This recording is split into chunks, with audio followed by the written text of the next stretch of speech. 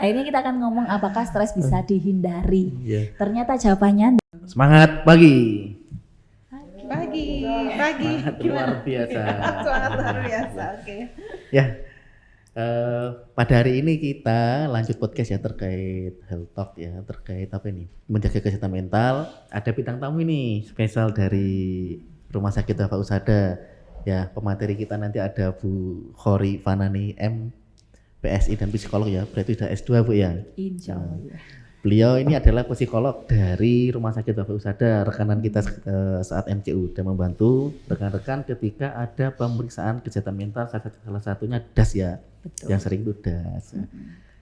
Dan ternyata Bu Khori ini selain sebagai praktisi juga sebagai pengajar atau dosen komunikasi K3 ya Bu ya. Ya komunikasi K3, pengembangan kepribadian, psikologi, kayaknya banyak ya. Oh banyak. Jadi terhubung semua Bu ya. Insya Allah yang berhubungan dengan psikologis. Psikologis di Betul. lingkungan K3. Terus ada pendampingnya juga. Kayaknya Bu Khori nggak berani sendirian ini. Kayaknya begitu. Butuh didampingi. Ya ini ada Bu Rini ya. Nah, Bu Rini siapa Bu?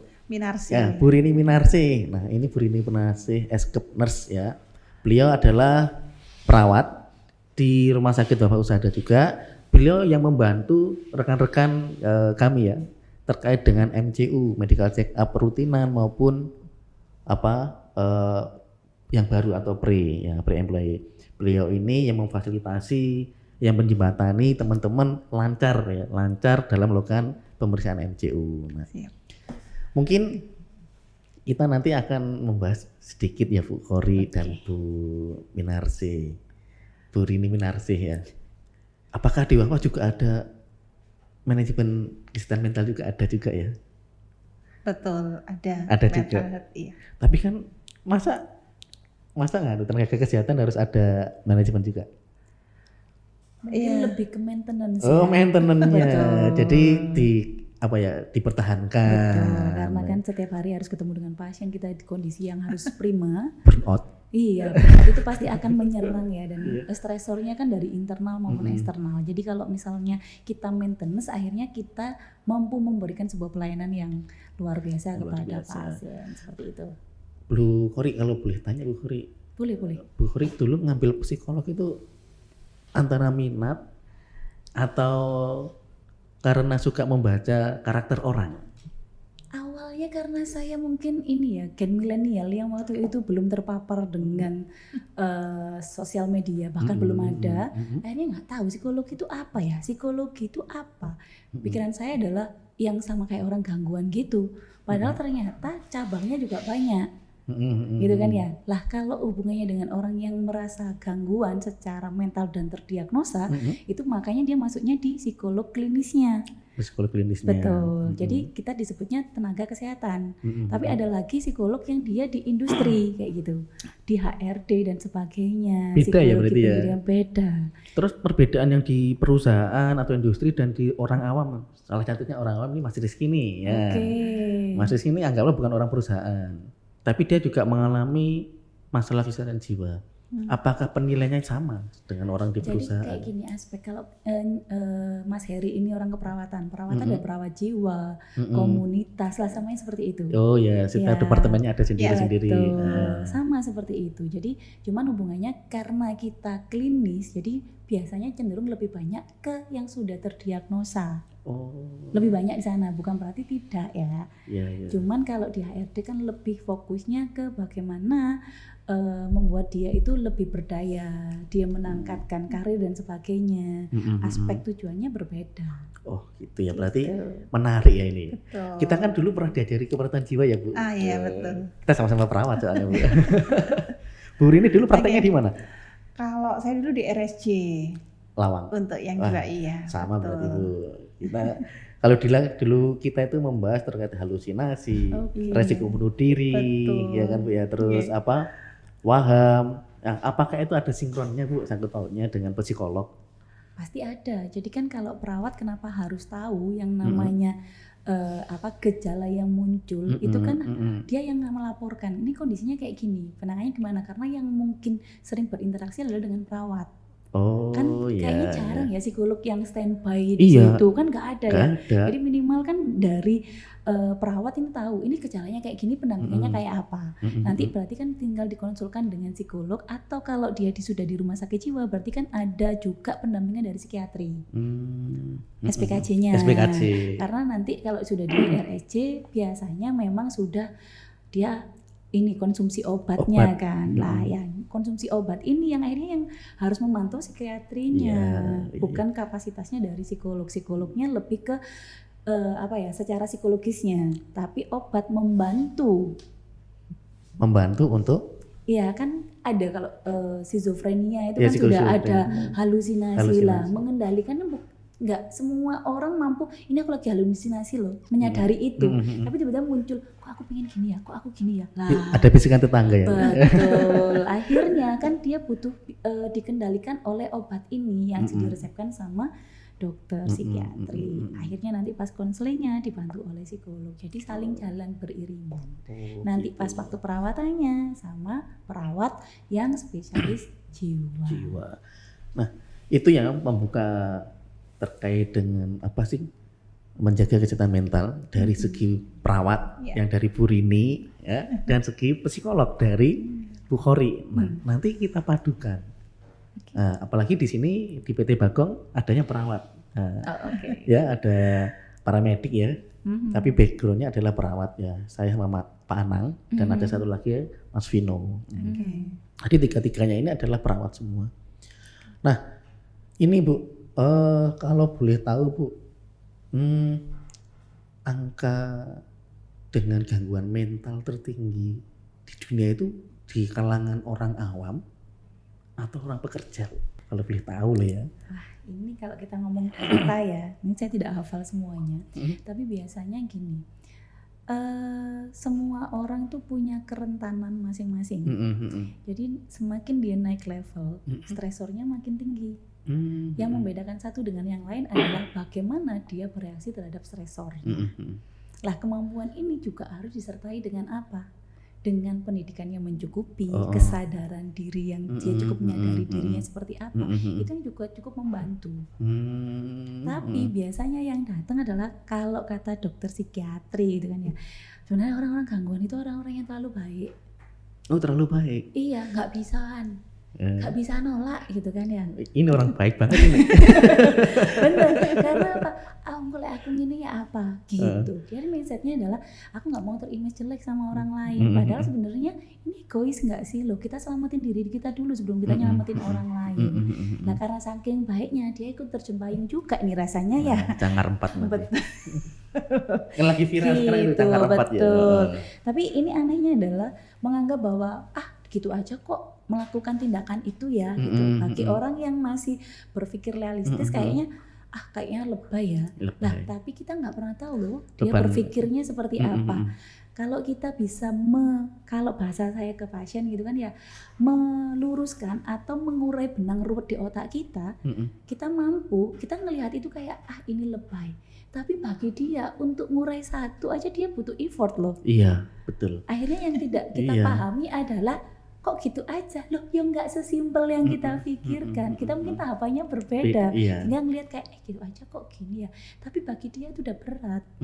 Makanya kadang kalau ngelihat yang hahaha gitu kan, kayak nggak ada ini ya masalah ya. Tapi sebenarnya punya, cuman dia mampu gitu kan ya. Mampu mengendalikan. Sadarnya aku lagi stres nih gitu. Gara-gara dikasih kerjaan Pak Heri banyak nih misalkan kayak gitu. Akhirnya kan yang dilakukan adalah oke, aku paham ini lagi di kondisi kayak gini. Terus apa? Hadapi gitu kan ya. Lakukan yang kamu bisa. Bukan kita menghindar kan masalah akhirnya gitu. Iya, betul. Berarti balik lagi ke mekanisme coping ya, Bu ya. Betul. Mekanisme Tentu butuh dipelajari ya. Oke. Itu ya teman-teman ya, itu sepil aja tadi tuh, masih pembuka. Masih sepil kan belum dipindah slide-nya. Nah, jadi ini Bu Khori sama Bu Rini, saya persilahkan untuk menyampaikan terkait menjaga kesehatan mental khususnya di lingkungan pekerjaan atau di perusahaan. Oke. Kayak saya sepil lagi ya, dulu saya pernah namanya mapping, tapi hanya di satu set, di satu set saya mapping terkait dengan resiko stres. Oke. Atau beban kerja. Tapi membuka kuesioner ya, saya nggak sebutkan ya kuesionernya apa ya. Di situ ada lah, ini mungkin toolnya ya atau instrumennya itu ya mungkin yang tahu adalah Bu Khori sama Bu Rini, tapi sudah saya gunakan. Itu saya mapping itu saya mendapati ada beberapa karyawan kami itu yang resikonya rentangnya sedang sampai berat, tapi nggak di semua aspek. Ternyata itu ada 6 domain kalau nggak salah di situ itu. Nah ternyata itu yang paling tinggi itu yang paling banyak ya nggak, maksudnya nggak banyak semua, maksudnya ya nggak, ada beberapa Lebih orang dominan. itu lebih dominan itu di peran. Gitu. Mungkin nanti Bu Khori ketika menyampaikan materi bisa nyerempet ke situ atau bahkan mendalami itu. Nah, konflik peran maksud saya. Nah, konflik peran itu ternyata tinggi. Nah, entah itu karena lu kerja di sini atau masalah dari rumah dibawa ke pekerjaan. Gitu ya. Porsinya ya. Porsinya.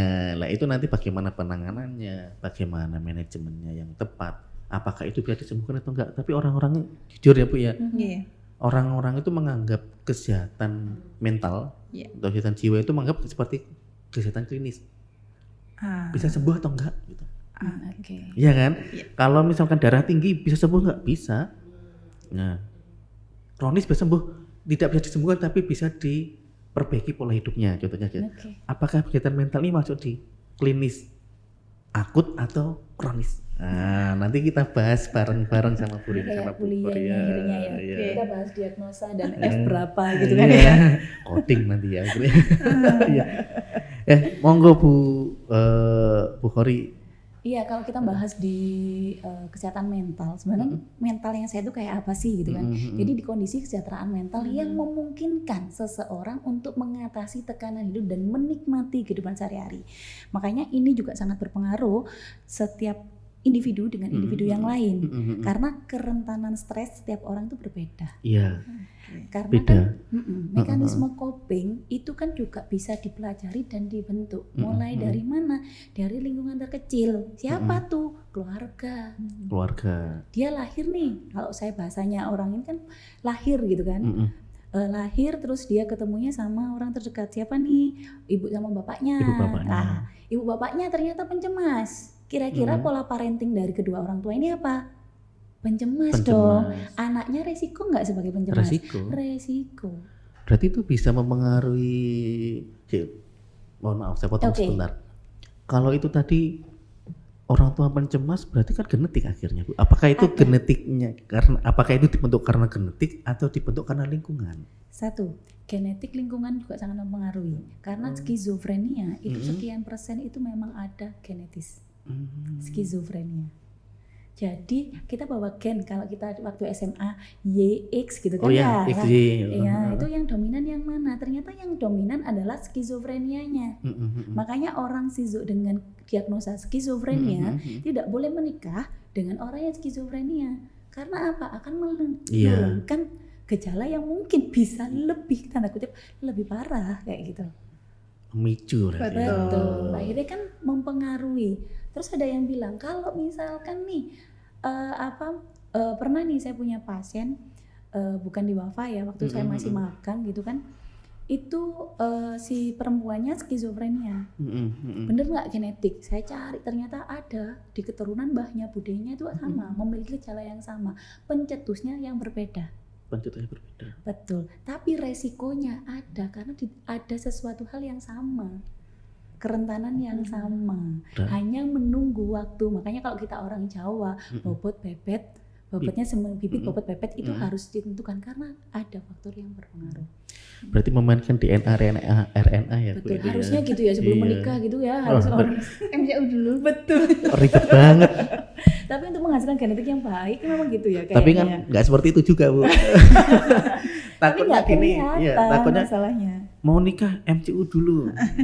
Ternyata waktu di MCU ada temuan, ya kan, DNA-nya, RNA-nya nggak sesuai, golongan darahnya nggak sesuai. Makanya kan kalau kita di Muslim itu kenapa tidak boleh menikah dengan saudara kerabat dekat? Itu kan cenderungannya untuk dia resikonya lebih besar.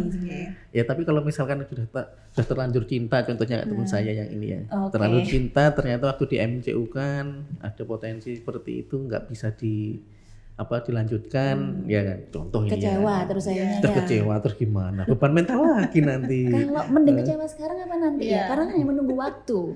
Memang gimana Mas? Kan hanya menunggu waktu ya. Iya. Kita memasakkan sesuatu hal yang kita sudah prediksi gitu. Misalkan itu sudah prediksinya 70%. Berarti kan hanya menunggu waktu. Menunggu Tapi waktu. kalau dia siap menghadapi dengan pasangan yang berisiko, berarti dia yang harus mau gitu kan, Ya. mengkondisikan agar risiko ini sangat minimalis untuk muncul. Kan harus siap seperti itu. Atau Ya, hanya ya, menunggu ya. waktu, akhirnya muncul diagnosa depresi, diagnosa Anaknya apa, ya nanti ya gitu. takutnya. itu Bukan ya. hanya anaknya, dianya sendiri kan gitu. Iya. Tadi akhirnya ketimpangan peran kan? Iya. Ya akhirnya Konflik ketimpangan peran, konflik peran. Karena kebanyakan gini, kita nggak bahas teori banget ya, kita Iya. realita aja. Mm-mm. Banyak pasangan misalkan suami istri, Mm-mm. pendidikannya gak sama, Iya. pendidikan timpang, Mm-mm. cara pandang beda, Mm-mm. kehidupan kerja beda. Terus akhirnya kita tidak menyadari bahwa perbedaan itu menjadi warna gitu kan Iya, ya. Akhirnya kan kayak ngerasa, gue ini punya peran kayak gini nih gitu kan.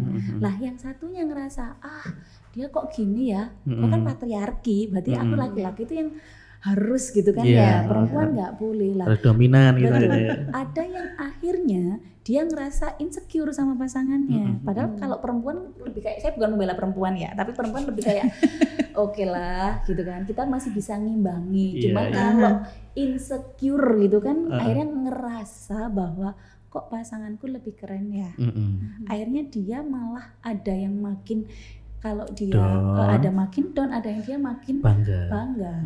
Nah, dua tipikal ini kan juga sangat berpengaruh akhirnya. Kalau yang bangga sih nggak masalah. Iya. Yang down akhirnya gimana? Cara menciptakan yang bangga itu gimana itu? Karena gini, kalau kita balik lagi filosofinya ya, filosofi kehidupan bahwa biar kita tuh sehat mental, kita semua punya agama. Dan kita meyakini bahwa semua punya, orang tuh individu punya nilai plus dan minusnya.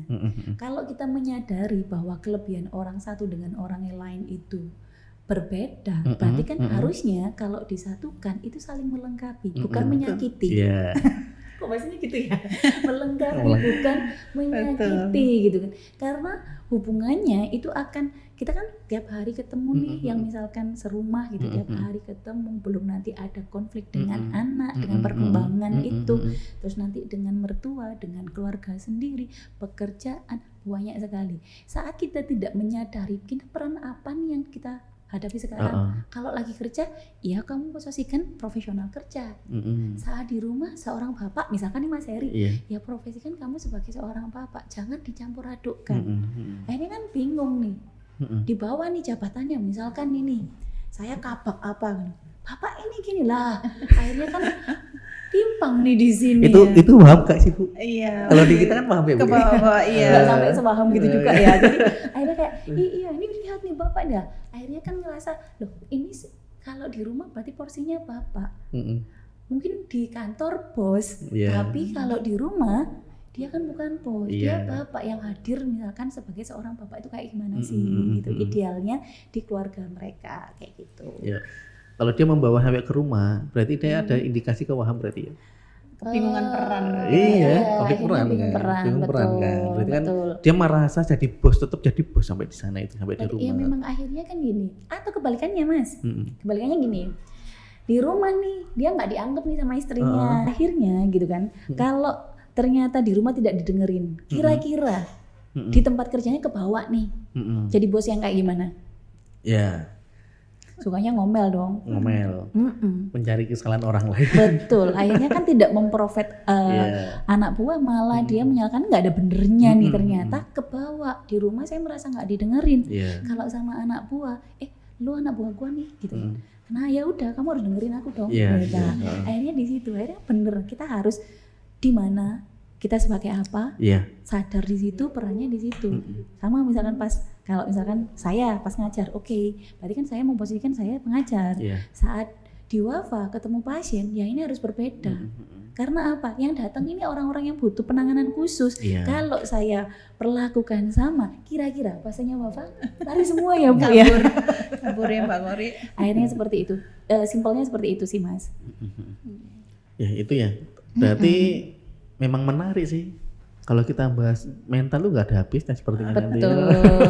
Pasti ada sambungnya Iya. kayak gitu. Oke, jadi memang ketepatan bagaimana kita melakukan peran kita dengan tepat itu tuh menjadi kunci utama. Iya. Betul. Kuncinya adalah peran.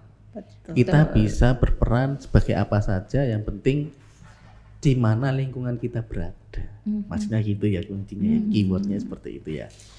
Ini ada apa ini? Ada Ini ciri-ciri orang sehat sehat secara mental. bersikap positif. Hmm. Tapi ada loh sekarang kasusnya, ini saya sepil ya Mas ya. Iya. Jadi kadang kita ngerasa, ih aku korban bully nih gitu kan. Banyak loh. Tapi ternyata orang-orang nggak sadar yang lebih kecil itu membuli diri sendiri. Maksudnya gimana itu membuli Dia diri sendiri? meng-underestimate diri, kok kayaknya aku nggak mampu ya. Oh gitu ya, itu berarti Iya. membuli diri sendiri. Iya menurut saya gitu. Karena aku lebih Kita taunya kejam. bully itu membuli orang Oh lain iya. ada Iya. korban ya, Yang Mas. lagi tren itu memang bullying, itu nggak bisa Iya. dihindarkan. Betul, tapi ternyata banyak orang yang dia ngerasa bahwa insecure, kok aku nggak bisa kayak dia ya, kok aku nggak bisa ini ya. Akhirnya ngerasa nggak bisa, dia meremehkan kemampuan yang ada di dalam dirinya. Lebih sakit nggak sih sebenarnya? Kalau saya, Nggak nyadari tapi ya. kalau saya yang disampaikan Bu Khori tadi kan membuli sendiri. Ya. Misal orang itu karena gini, dulu tuh saya nggak ngomong itu siapa gitu ya, Oke. pernah lah dapat pasien juga gitu ya. Dia merasa dibully, juga hampir mirip, dia itu merasa dibully, tapi dia itu pinter Bu. Dia itu pinter, dia merasa dibully, akhirnya dia merasa nggak ada yang mau berteman sama dia. Dia mengasingkan diri atau mengisolasikan diri. Nah, karena dia merasa dibully, padahal nggak dia yang ngolong-ngolong. Akhirnya dia muncullah halusinasi. Nah, berarti bisa sudah risiko ya. Iya. Beresiko. Dia tuh kayak merasa ada yang ngolong-ngolong, ada kayak gini. Karena dia memang mungkin dia kurang percaya diri kayaknya. Rendah diri. Iya, rendah diri, HDR ya kayak. Harga diri rendah, kalau diperawat HDR ya. Harga diri rendah, Berarti diperawat. kan sudah ada risiko sebenarnya. Udah. Nah, ya itu, karena itu apakah potensi dari lingkungan itu juga memicu? Karena padahal dia pinter, maksudnya dia kerjanya juga bagus ya kan. Tapi karena dia HDR tadi, harga diri rendah tadi, dia itu nggak mau sosialisasi dengan teman-temannya. Sekarang kita lihat karakteristik. Kira-kira kalau orang itu percaya diri, apakah menjadi korban bully? Belum tentu. Lebih banyak enggak dong? Enggak. Kalau dia percaya diri. Yang percaya diri Betul. enggak. Enggak. Jadi Tapi, orang mau ngomong apa, kita tinggal lihat. Ya "Ah, udah aku nggak gitu kan." seperti itu, ya udah lewat aja. Kan kalau gitu bahasanya ya. kuping tebal ya Bu. Iya. Kuping Tapi tebal. bagi mereka yang sudah memang ngerasa enggak comfort nih dengan dirinya sendiri, ini kan risiko. Dan kita misalkan kalau ada orang dominan sama resesif, anggap aja kayak gitu Iya, ya. Orang-orang yang dominan itu kan ngelihat, ini mangsa, ini anak lemah banget ya. Pasti orang pembuli ini akan ngelihat ini mangsa lemah, sasaran empuk nih. Kebaca. Coba kalau kita tampilnya pede, nggak mungkin bakal dibully. Kita dikatain sebalik jawabnya. Tapi karena sudah beresiko dia misalkan insecure terhadap dirinya, terus dia meskipun pinter terus dia tidak bisa beradaptasi dengan lingkungan dan sebagainya, itu kan akhirnya membuat diolok-olok oleh temannya, terus dia tidak bisa mempertahankan dirinya dengan baik. Akhirnya gimana? Ya dia tidak diterima dong. Padahal bagaimana kita terima kan bagaimana kita berinteraksi ya dengan orang-orang yang ada di sekitar kita. Tapi juga dulu tuh pernah juga Bu, pernah diajak teman saya itu, teman saya itu ada yang spesialis jiwa, dia diajak seminar itu, ada yang bertanya, dia korban bully, katanya sih dia korban bully, nah, dia merasa sebagai korban bully. Waktu itu saya diajak seminar di X gitu ya, nggak mau menyebutkan. Memang di situ adalah sekolah yang kategorinya kategori menengah ke atas, kalau perekonomian pasti nggak mungkin, nah itu nggak mungkin. Tapi dia tuh sudah denial dulu di sana. Dan gurunya pun juga menyatakan anak itu adalah suka mengisolasikan diri, HDR. Tapi dia ketika dia mengungkapkan perasaannya ke teman saya dulu itu, dia itu merasa adalah korban bully. Tapi kan kita nggak bisa mendetail itu kan, karena itu hanya seminar ya dulu itu ya. Betul.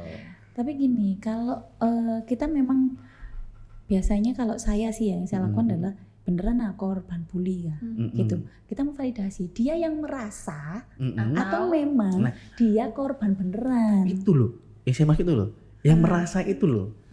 Karena kan setiap orang kan pasti beda-beda. Betul. Beda-beda. Dia tuh merasa dibully, padahal nggak ada yang membuli. Lah itu cara manajemennya bagaimana sih? Apakah itu kategori Overthinking. overthinking? Ya. Overthinking. Jadi menurut saya, kenapa sih orang itu selalu overthinking? Kadang kita sendiri tuh lupa, nggak kenal diri kita itu siapa. Nah, itu Iya gimana? kan? Manajemennya gimana ya? Gini, orang itu punya kelebihan, punya kekurangan, kita sadar. Misal nih, contohnya secara fisik kelihatan, hidung saya pesek, jadi masalah nggak? Kalau membuat diejek-ejek itu, Bu Kori nih hidungnya pesek, apakah saya perlu tersinggung? Padahal saya sudah sadar hidungnya pesek, bukan pesek malah doprok gitu kan ya. Sadar diri berarti ya? Iya, harus sadarnya kayak, loh ya emang pesek, malah pesonanya di situ. Kalau hidungku mancung kayaknya nggak cocok, wajahku udah berubah ya, nggak jadi ciri khas. Apa kita ngerasa diejek? Enggak, memang saya sadar hidungnya Realistis pesek. ya. Tapi saat kita tidak mengenali detail diri kita, kita merasanya apa? Kulitnya kok nggak putih? Lah, emang apa? Oh, aku orang Jawa kok gitu kan, mana Malang Selatan gitu kan ya, sering caring ya gitu. Akhirnya kan yang terjadi ya nggak apa-apa, emang harus putih semua. Lah, tapi saat semua menjadi sebuah standar, dia ngerasa tidak sesuai gitu kan, merasa kayak, oh aku berbeda ya dengan yang lain. Loh, kita yang punya mindset good, lah berbeda nggak apa-apa.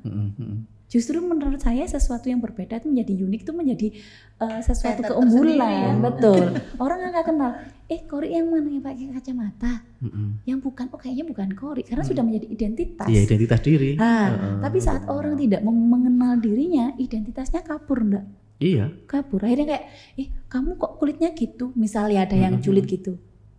Terus mikir, ya wis gitu aku tak suntik putih ya, besok aku tak gini ya. Akhirnya dia harus merasa diterima oleh orang lain. Padahal berbeda nggak apa-apa, mungkin kamu salah circle. Kan mikirnya gitu, makanya harus berpikir positif dulu terhadap dirinya sendiri. Itu adalah salah satu tipe mekanisme coping pada diri ya. Benteng pertahanan kita itu adalah kita harus bersikap positif pada diri sendiri. Ini clue-nya ya teman-teman ya. Jadi Bu Kori sama Bu Rini itu sudah menyampaikan bahwasannya benteng pertahanan kita itu bukan dari orang lain sebenarnya. Betul. Tapi dari diri sendiri. Dari mana? Pikiran kita ternyata ya. Bersikap positif terhadap diri sendiri. Jadi kita nggak boleh overthinking. Kita harus membentengi diri. Kita harus banyak bersyukur berarti. Betul. Jadi sama mindful ya. Mindfulness. Betul, mindfulness kenapa? Hidupnya saat ini loh, kita nggak di masa lalu, masa depan yang masih belum tahu. Jadi ya sekarang nikmati aja gitu. Terus itu ada juga ya Bu, ada mampu tumbuh berkembang dan mencapai aktualisasi diri. Orang kan punya tujuan hidup ya pastinya ya. Kita fokus enggak gitu? Karena kadang kita terlalu baik sama orang, kita akhirnya tidak fokus sama tujuan hidupnya masing-masing. Akhirnya kalau kita ngomong teorinya Abraham Maslow nih ya, paling tinggi kan aktualisasi diri, gitu kan ya. Puncak piramid ya. Betul. Jadi ada ya di keperawatan ya. Kita bahas psikologi itu juga dasar ya.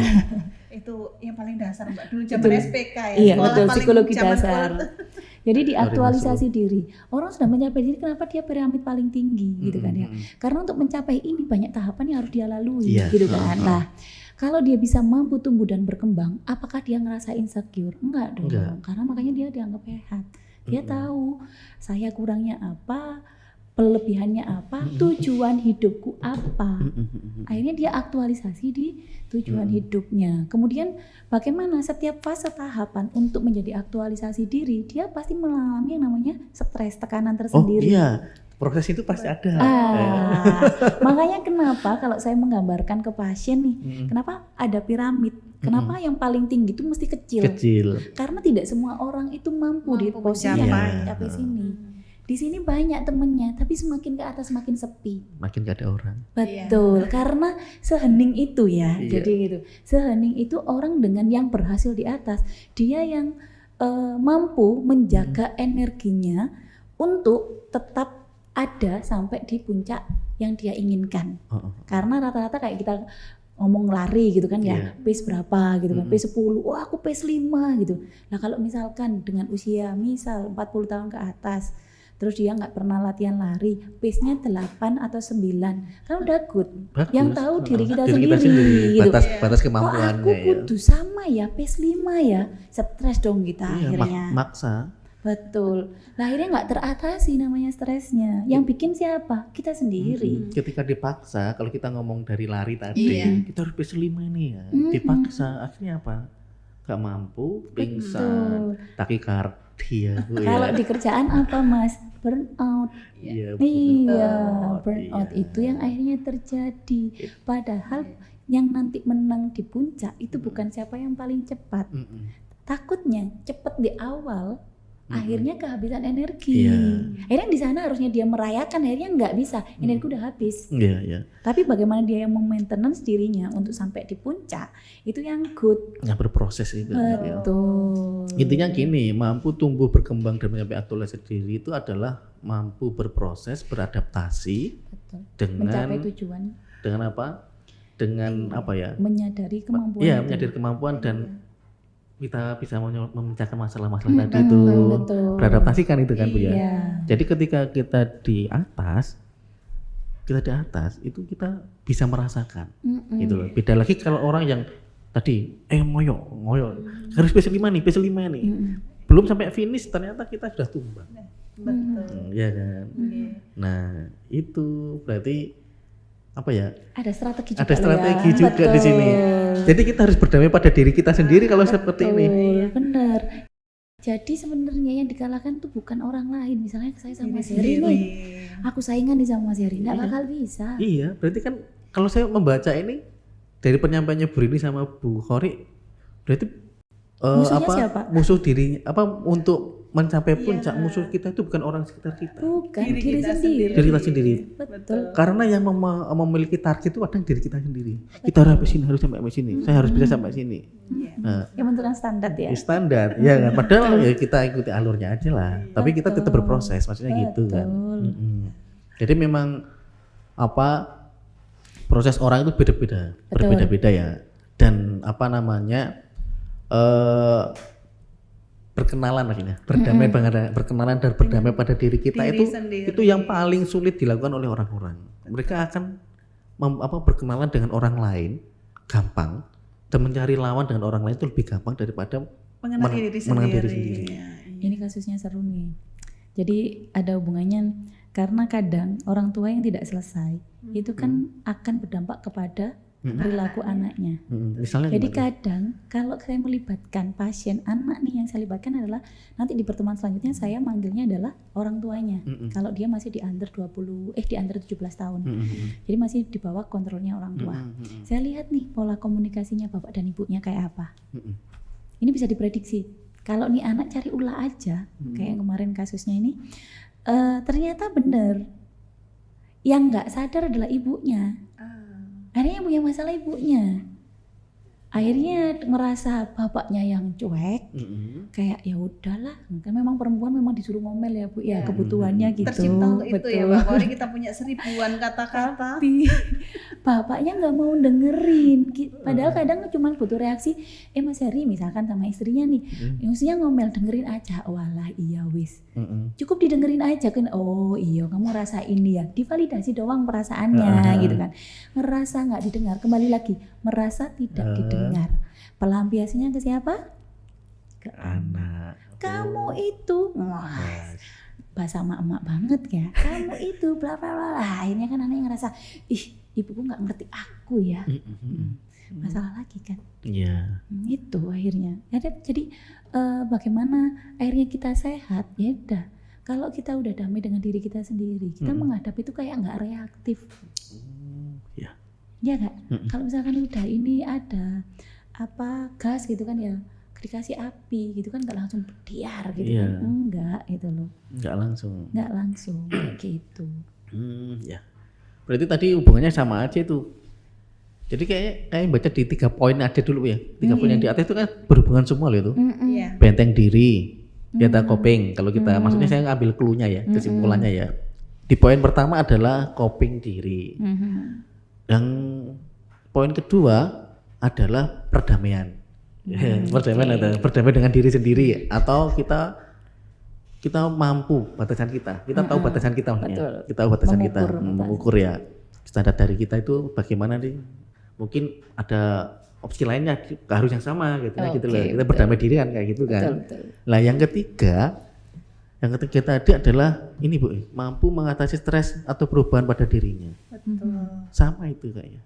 Betul, karena gini. Terkait semua itu. Betul, karena kan orang itu berproses untuk mencapai aktualisasi diri kan yang tadi kita bilang. Lah perubahan itu bukan kita berubah total, tetapi dengan kita punya growth mindset, itu kan kita selalu mengalami perubahan-perubahan. Misalkan senangannya ngamuk setiap hari, akhirnya berubah menjadi marahnya cuma 3 kali dalam seminggu. Nah itu kan juga mengalami sebuah perubahan. Nah akhirnya nanti lanjutnya di 4 Mas, tanggung jawab terhadap keputusan dan tindakan yang diambil. Kebanyakan orang takut memilih karena pilihan salah. Padahal memilih itu tidak, meskipun salah, itu adalah proses belajar. Jadi jangan pernah takut. Tapi kalau udah salah, setelah salah kamu ngapain? Nah itu Makanya bagian dari menerima diri sendiri betul. juga, kan, Jadi ya, Bang? kalau dia nggak mau memilih, ya hidupnya gitu-gitu aja. Hidup kan pilihan. Iya betul. Mau kerja apa mau yang lain, apa Iya. jadi ibu rumah tangga, itu kan pilihan. Punya resiko masing-masing, Iya. punya positif yang masing-masing. Tapi saat mana yang akhirnya ke yang berikutnya bersikap realistis, yang mampu tak terima itu resiko yang mana menurut kita. Oh resiko ini mungkin aku lebih enak jadi ibu rumah tangga, gak berisiko ini aku di rumah aja dan sebagainya. Loh nggak apa salah, enggak, mampunya di sana. Tapi kalau misalkan aku memilih untuk jadi ibu pekerja, walaupun orang orang ini kok nggak ada kesele gitu kan ya, nggak ada capeknya, jadi yo nggak ada apa itu salah, enggak, berarti dia mampu bahwa itu menurut dia itu lebih oke, pilihan yang lebih sesuai dengan dirinya gitu. Nah itu kan akhirnya saling berhubungan. Setelah itu akhirnya dia mulai menghargai karena dia sudah positive thinking, punya arah tujuan, mampu mengendalikan stres. Akhirnya apa? Menghargai perasaan dan sikap orang lain. Iya. Oh ini nggak perlu nih kita tanggapin, percuma nih, kan berarti nggak usah nanggepin.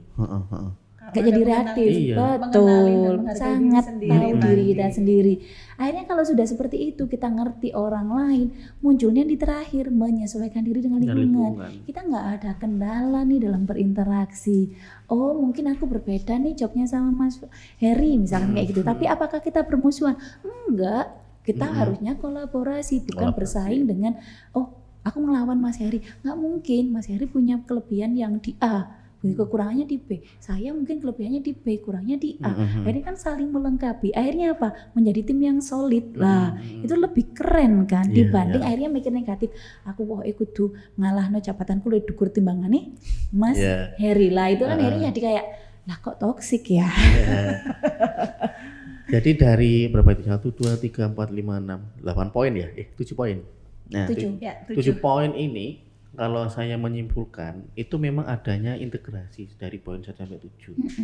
Kenapa? Antara kita berdamai dengan diri kita dan kita bisa menyesuaikan dengan orang di sekitar kita. Jadi dari kesimpulan ini, ketika kita ingin naik ke atas, pasti banyak problem. Nah, bagaimana kita bisa mampu mengatasi stres dan perubahan pada dirinya? Maksudnya itu kan problem-problem yang datang itu kan. Nah, itu kan berproses ya. Kalau mekanisme coping kita baik, jadi kita bisa mengatasi proses, mengatasi stres ya kan.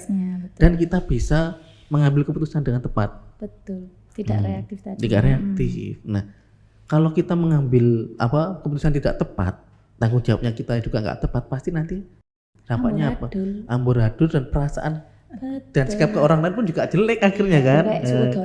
Iya kan, akhirnya jelek. Negatif thinking. Dan kita tidak. Jadi kan kita nggak bisa menyelesaikan diri dengan lingkungan akhirnya. Betul. Jadi kesimpulannya adalah minder sendiri. Benteng diri itu penting. Betul. Pengelolaan manajemen stres pada diri kita sendiri itu penting. Tapi nanti bagaimana caranya itu mengatur stres itu, ya kan? Nanti kita bahas. Dan tujuannya apa? Kita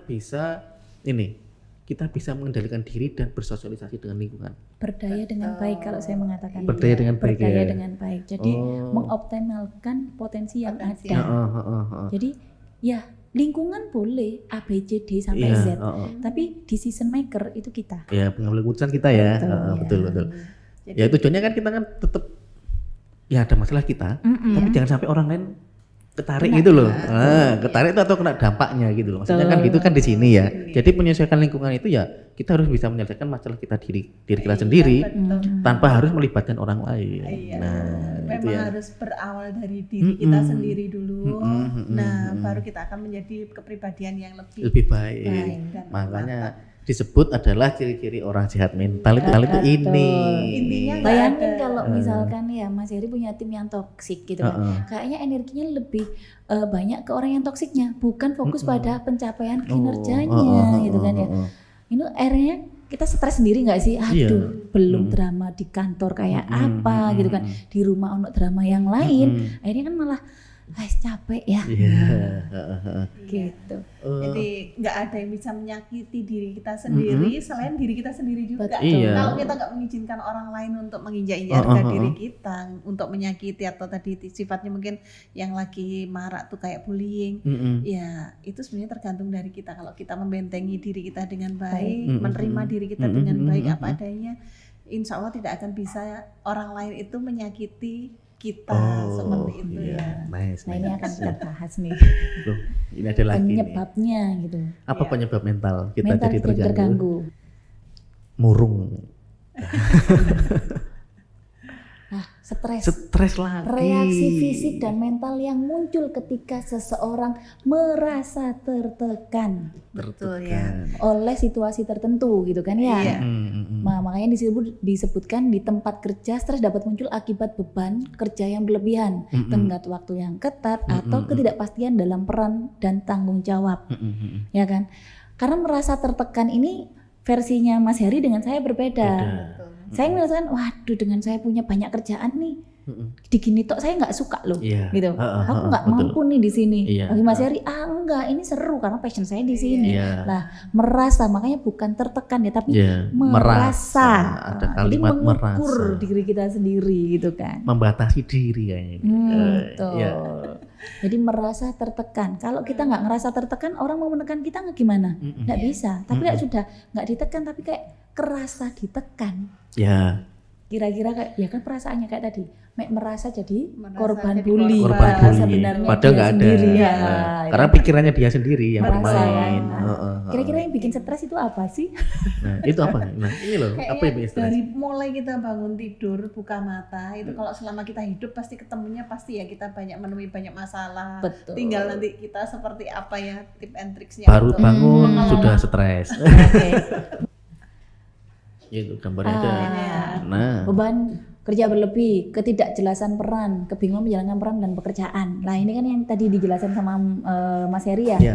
ketidakjelasan peran di kerjaan mungkin yaitu ini aku sampai seberapa sih kewenangannya gitu, nggak jelas, kebawa yang di rumah kebawa ke kerja, yang kerja kebawa ke rumah, akhirnya kan tidak jelas perannya. Dia tidak berani bersikap, aku kalau di kantor kayak gini, di rumah kayak gini. Akhirnya memperjelas dirinya, iya, posisinya itu seperti apa. Lah kalau tidak ada penjelasan seperti itu ya kan campur aduk semuanya ya, kayak nasi campur yang dicampur beneran gitu kan ya. Akhirnya nggak jelas gitu. Terus kesulitan menyeimbangkan antara pekerjaan dan hidup pribadi. Kadang lupa kita punya obsesi tapi hilang hobi. hilang hobi. Ya. Hobi itu penting loh ternyata gitu. Iya. Kan ya Aktualisasi diri ya kan. ya, jadi Aktualisasi diri. rilis emosinya, terus kemudian bagaimana kehidupan. Masa sih kita mau kerja di bawah tekanan terus gitu kan ya? Nggak mungkin nggak ada target, pasti ada target. Kemudian bagaimana kita menetralisirnya? Berarti kan kita punya nggak kehidupan yang membuat kita senang? Apa salah satunya? Hobi. Hobi. Biar balance ya. Ya. Jadi ada sesuatu yang bikin tertekan. Betul, kalau kita misalkan juga bisa Mas Heri happy. sukanya ini ternyata, oh aku hobinya itu lari misalkan, bukan lari dari kenyataan ya Mas ya. Jadi lari gitu kan, oh ternyata suka nih yang berhubungan dengan kesehatan gitu, hobinya nge-gym ataupun yang lain. Lah ini kan juga menguntungkan. Iya. Saat tubuhnya oke, kira-kira untuk dapat tes stresor kita lebih siap, karena didukung dengan kondisi tubuh yang good Yang gitu good. kan. Gitu. Jadi memang kok hobi itu ketika kita stres, saya mengalami diri sendiri ya. Ketika kita ada masalah atau stres itu, kita masuk ke hobi kita, hilang itu. Itu ya. Minimal ini ya Ada distraksi di situ, Bu. Ada distraksi khusus di situ. Nah, karena apa? Kita harus fokus di hobi kita. Fokus di hobi kita, bahkan yang masalah-masalah itu loh sejenak itu kayak nggak ada. Merasa kita tenang ya. Iya. Jadi memang butuh maintenance ya, dalam artian memanage gitu kan, memanage waktu kerja ya kerja. Misalnya kita sudah ngasih waktu Senin sampai Jumat nih kerja, wis tuh full-fullan wis, oke wis mau seperti apa gitu, gila-gilaan bahasa kasarnya gitu ya, gila-gilaan nih gitu, oke nggak masalah. Sabtu Minggu gitu kan, Sabtu aku mau menjalankan hobi. Sama keluarga, mungkin di hobi berapa jam gitu kan ya, terus yang lainnya quality time atau family time, oke gitu. Jadi kita akan meluangkan di situ, benar-benar meletakkan yang namanya beban kerja. Udah kan sudah di 5 hari itu, gitu. Nah itu untuk menyeimbangkan di pekerjaan dan peran di rumah. Itu memang benar itu. Karena hobi itu juga bisa sebagai self reward untuk kita sendiri ya. Bagaimana kita menghargai diri kita. Bayangin sendiri, Bu, kalau mencintai kita diri stres sendiri. ya, terus nggak ada pelampiasannya nih, teriak-teriak di rumah. Kira-kira tetangga mikirnya apa? Ini lagi karaoke apa KDRT gitu kan ya? Betul. Iya betul. Karena kalau dengan hobi itu selain kita terdistraksi ya, itu bisa meningkatkan hormon endorfin ya. Oh iya. Karena sehingga endorfinnya naik, hormon endorfin itu ada hormon kebahagiaan ya. Betul. Naik, terus kortisolnya turun ya. Kadang itu yang akhirnya ngaruh yang ke psikosomatis Mas. Masa nggak selalu ke psikosomatis? Psikosomatis, fisik yang mempengaruhi psikologis atau psikologis yang mempengaruhi fisik. Karena sebenarnya tubuh gitu kita ya? itu hebat. Kalau Mas Heri itu belajar di anatomi tubuh, hormon-hormon itu sebenarnya sudah tersedia. Iya. Cuman tidak semua individu mampu mengaktifkan hormon yang ada di dalam tubuhnya. Nah itu. Aktivasinya nih yang beda-beda kemampuannya. Dan ada nih hormon bahagia tapi nggak diaktifin. Nah itu tadi. Makanya tadi kalau orang itu dengan ada beban masalah, larinya ke hobi. Larinya ke hobi itu akan ya pun nggak menyelesaikan total ya. Cuma minimal kita happy untuk ngadapin lagi lah ya. Itu maksud saya. Paling nggak kan endorfinnya kan naik, kortisolnya kan turun. Cara pandangnya udah beda. Ya, nggak judek lagi lah ya. Dan badannya itu nggak lesu lagi. Iya. Nah, energinya itu berbeda. Energinya beda. Jadi kayak badan itu sudah nggak ada beban. Kalau orang dengan beban pikiran atau masalah yang tinggi biasanya itu mempengaruhi kondisi fisik ya Bu ya. Betul. Kondisi fisik, cara pandang. Iya kan? Tapi kalau dia sudah menjalankan hobinya, apalagi hobinya olahraga, itu kan fisiknya bermain, fisiknya gerak, ya berkeringat, irama jantungnya stabil, nah endorfinnya naik, itu kayak wajahnya kayak fresh aja. Padahal orang itu numpuk, kayak belah ruwet itu numpuk gitu ya. Kayak benang ruwet itu ya. kayak 20 kilo gitu kayak berasa gitu. Beban hidupnya 100 kilo soalnya gitu kan. Ketika dia main hobi, contohnya main hobi bersama teman-temannya, di sana seneng ketawa, gitu ya. seneng. Padahal receh gitu kan ya. Receh itu, entah itu karambol, ya kan. Itu penting karena makanya sekarang ibu-ibu sekarang kan suka misalkan ngopi gitu. Kadang nggak ngomong masalah kerjaan, pendapatan lu berapa? Enggak. Kadang ngomong hal yang receh kita bisa ketawa sepuasnya itu kayaknya 1 jam tuh kita nggak rugi loh ya. Recharge energi gitu kan. Nah, jadi makanya itu berarti kayak benang ruwet itu sudah kayaknya lepas tapi balik lagi. Ya, akhirnya kita siap untuk menghadapi gitu kan ya. Kita siap untuk menghadapi karena sudah dengan energi yang berbeda. Energi yang baru. Itu yang fungsinya. Jadi memang manajemen untuk stres itu selain ada teknik lagi, ini kan satu teknik ya ini ya, adalah hobi yang dimaksimalkan. Hobi yang dimaksimalkan. Kira-kira seminggu berapa kali Bu kalau hobi? Lah tergantung nih, karena kan hobi orang beda-beda. Ada yang hobi itu bikin ngenes ada ya. Ini kayak barang-barangnya ya kan, ada yang hobinya itu Pokemon gitu kan ya, kayak ininya Pokemon yang harganya 2 digit 3 digit itu kan ya juga ngeri-ngeri sedep ya. Tapi kan ini mungkin orang-orang tertentu yang punya hobi kayak gitu ya. Gitu kalau kita kan mending ini investasi yang lain ya. Nah kalau misalkan hobi itu memang benar-benar relate dan bisa membuat kita makin produktif, ya nggak masalah. Jangan sampai kita kelelahan karena misalkan kalau misalkan nih pulang kerja gitu kan ya, kita stres ini, waduh pingin ngantemi orang gitu kan ya. Ada ya jengkel ini sama atasan gitu kan ya. Kalau hobinya kayak gitu gimana? Iya loh, itu kan ada sekarang boxing gitu kan ya. Itu. Maksudnya gini, kalau ada nih contoh misalnya dia dulu atlet boxing. Nah, karena dia ada masalah ketika di boxingnya nggak hobinya kan boxing tuh. Mukul nggak ada orang. lawan tanding. Oh. Ya, dia cari sparring. Nah, lawannya ini dia dipukul beneran Wah, itu. ini yang nggak good ini berarti Lah, kan. berarti kan hobi itu bukan faktor utama berarti ya Bu ya. Betul, itu pelampiasan yang Pelampiasan. luar biasa. Berarti mungkin untuk teman-teman juga nanti masukkan dari teman-teman. Lah ternyata hobinya waktu di set itu gak tersalurkan. Oke. Mungkin ada kendala kan di set Bagong itu kan ada yang di hutan. Maksudnya di hutan ada yang ya dekat kota juga ada. Ya dekat hutan maksudnya dekat pertambangan gitu loh Bu. Dekat pertambangan. Jadi untuk fasilitas untuk meluapkan hobinya itu mungkin minim. Mungkin ada yang saya hobinya renang, tapi di sana nggak menyediakan kolam renang. Laut nggak ada ya? Adanya kalau di Samarinda sungai apa itu namanya itu? Maksudnya harus ke situ dulu. Laut sih pasti ada di sana ya.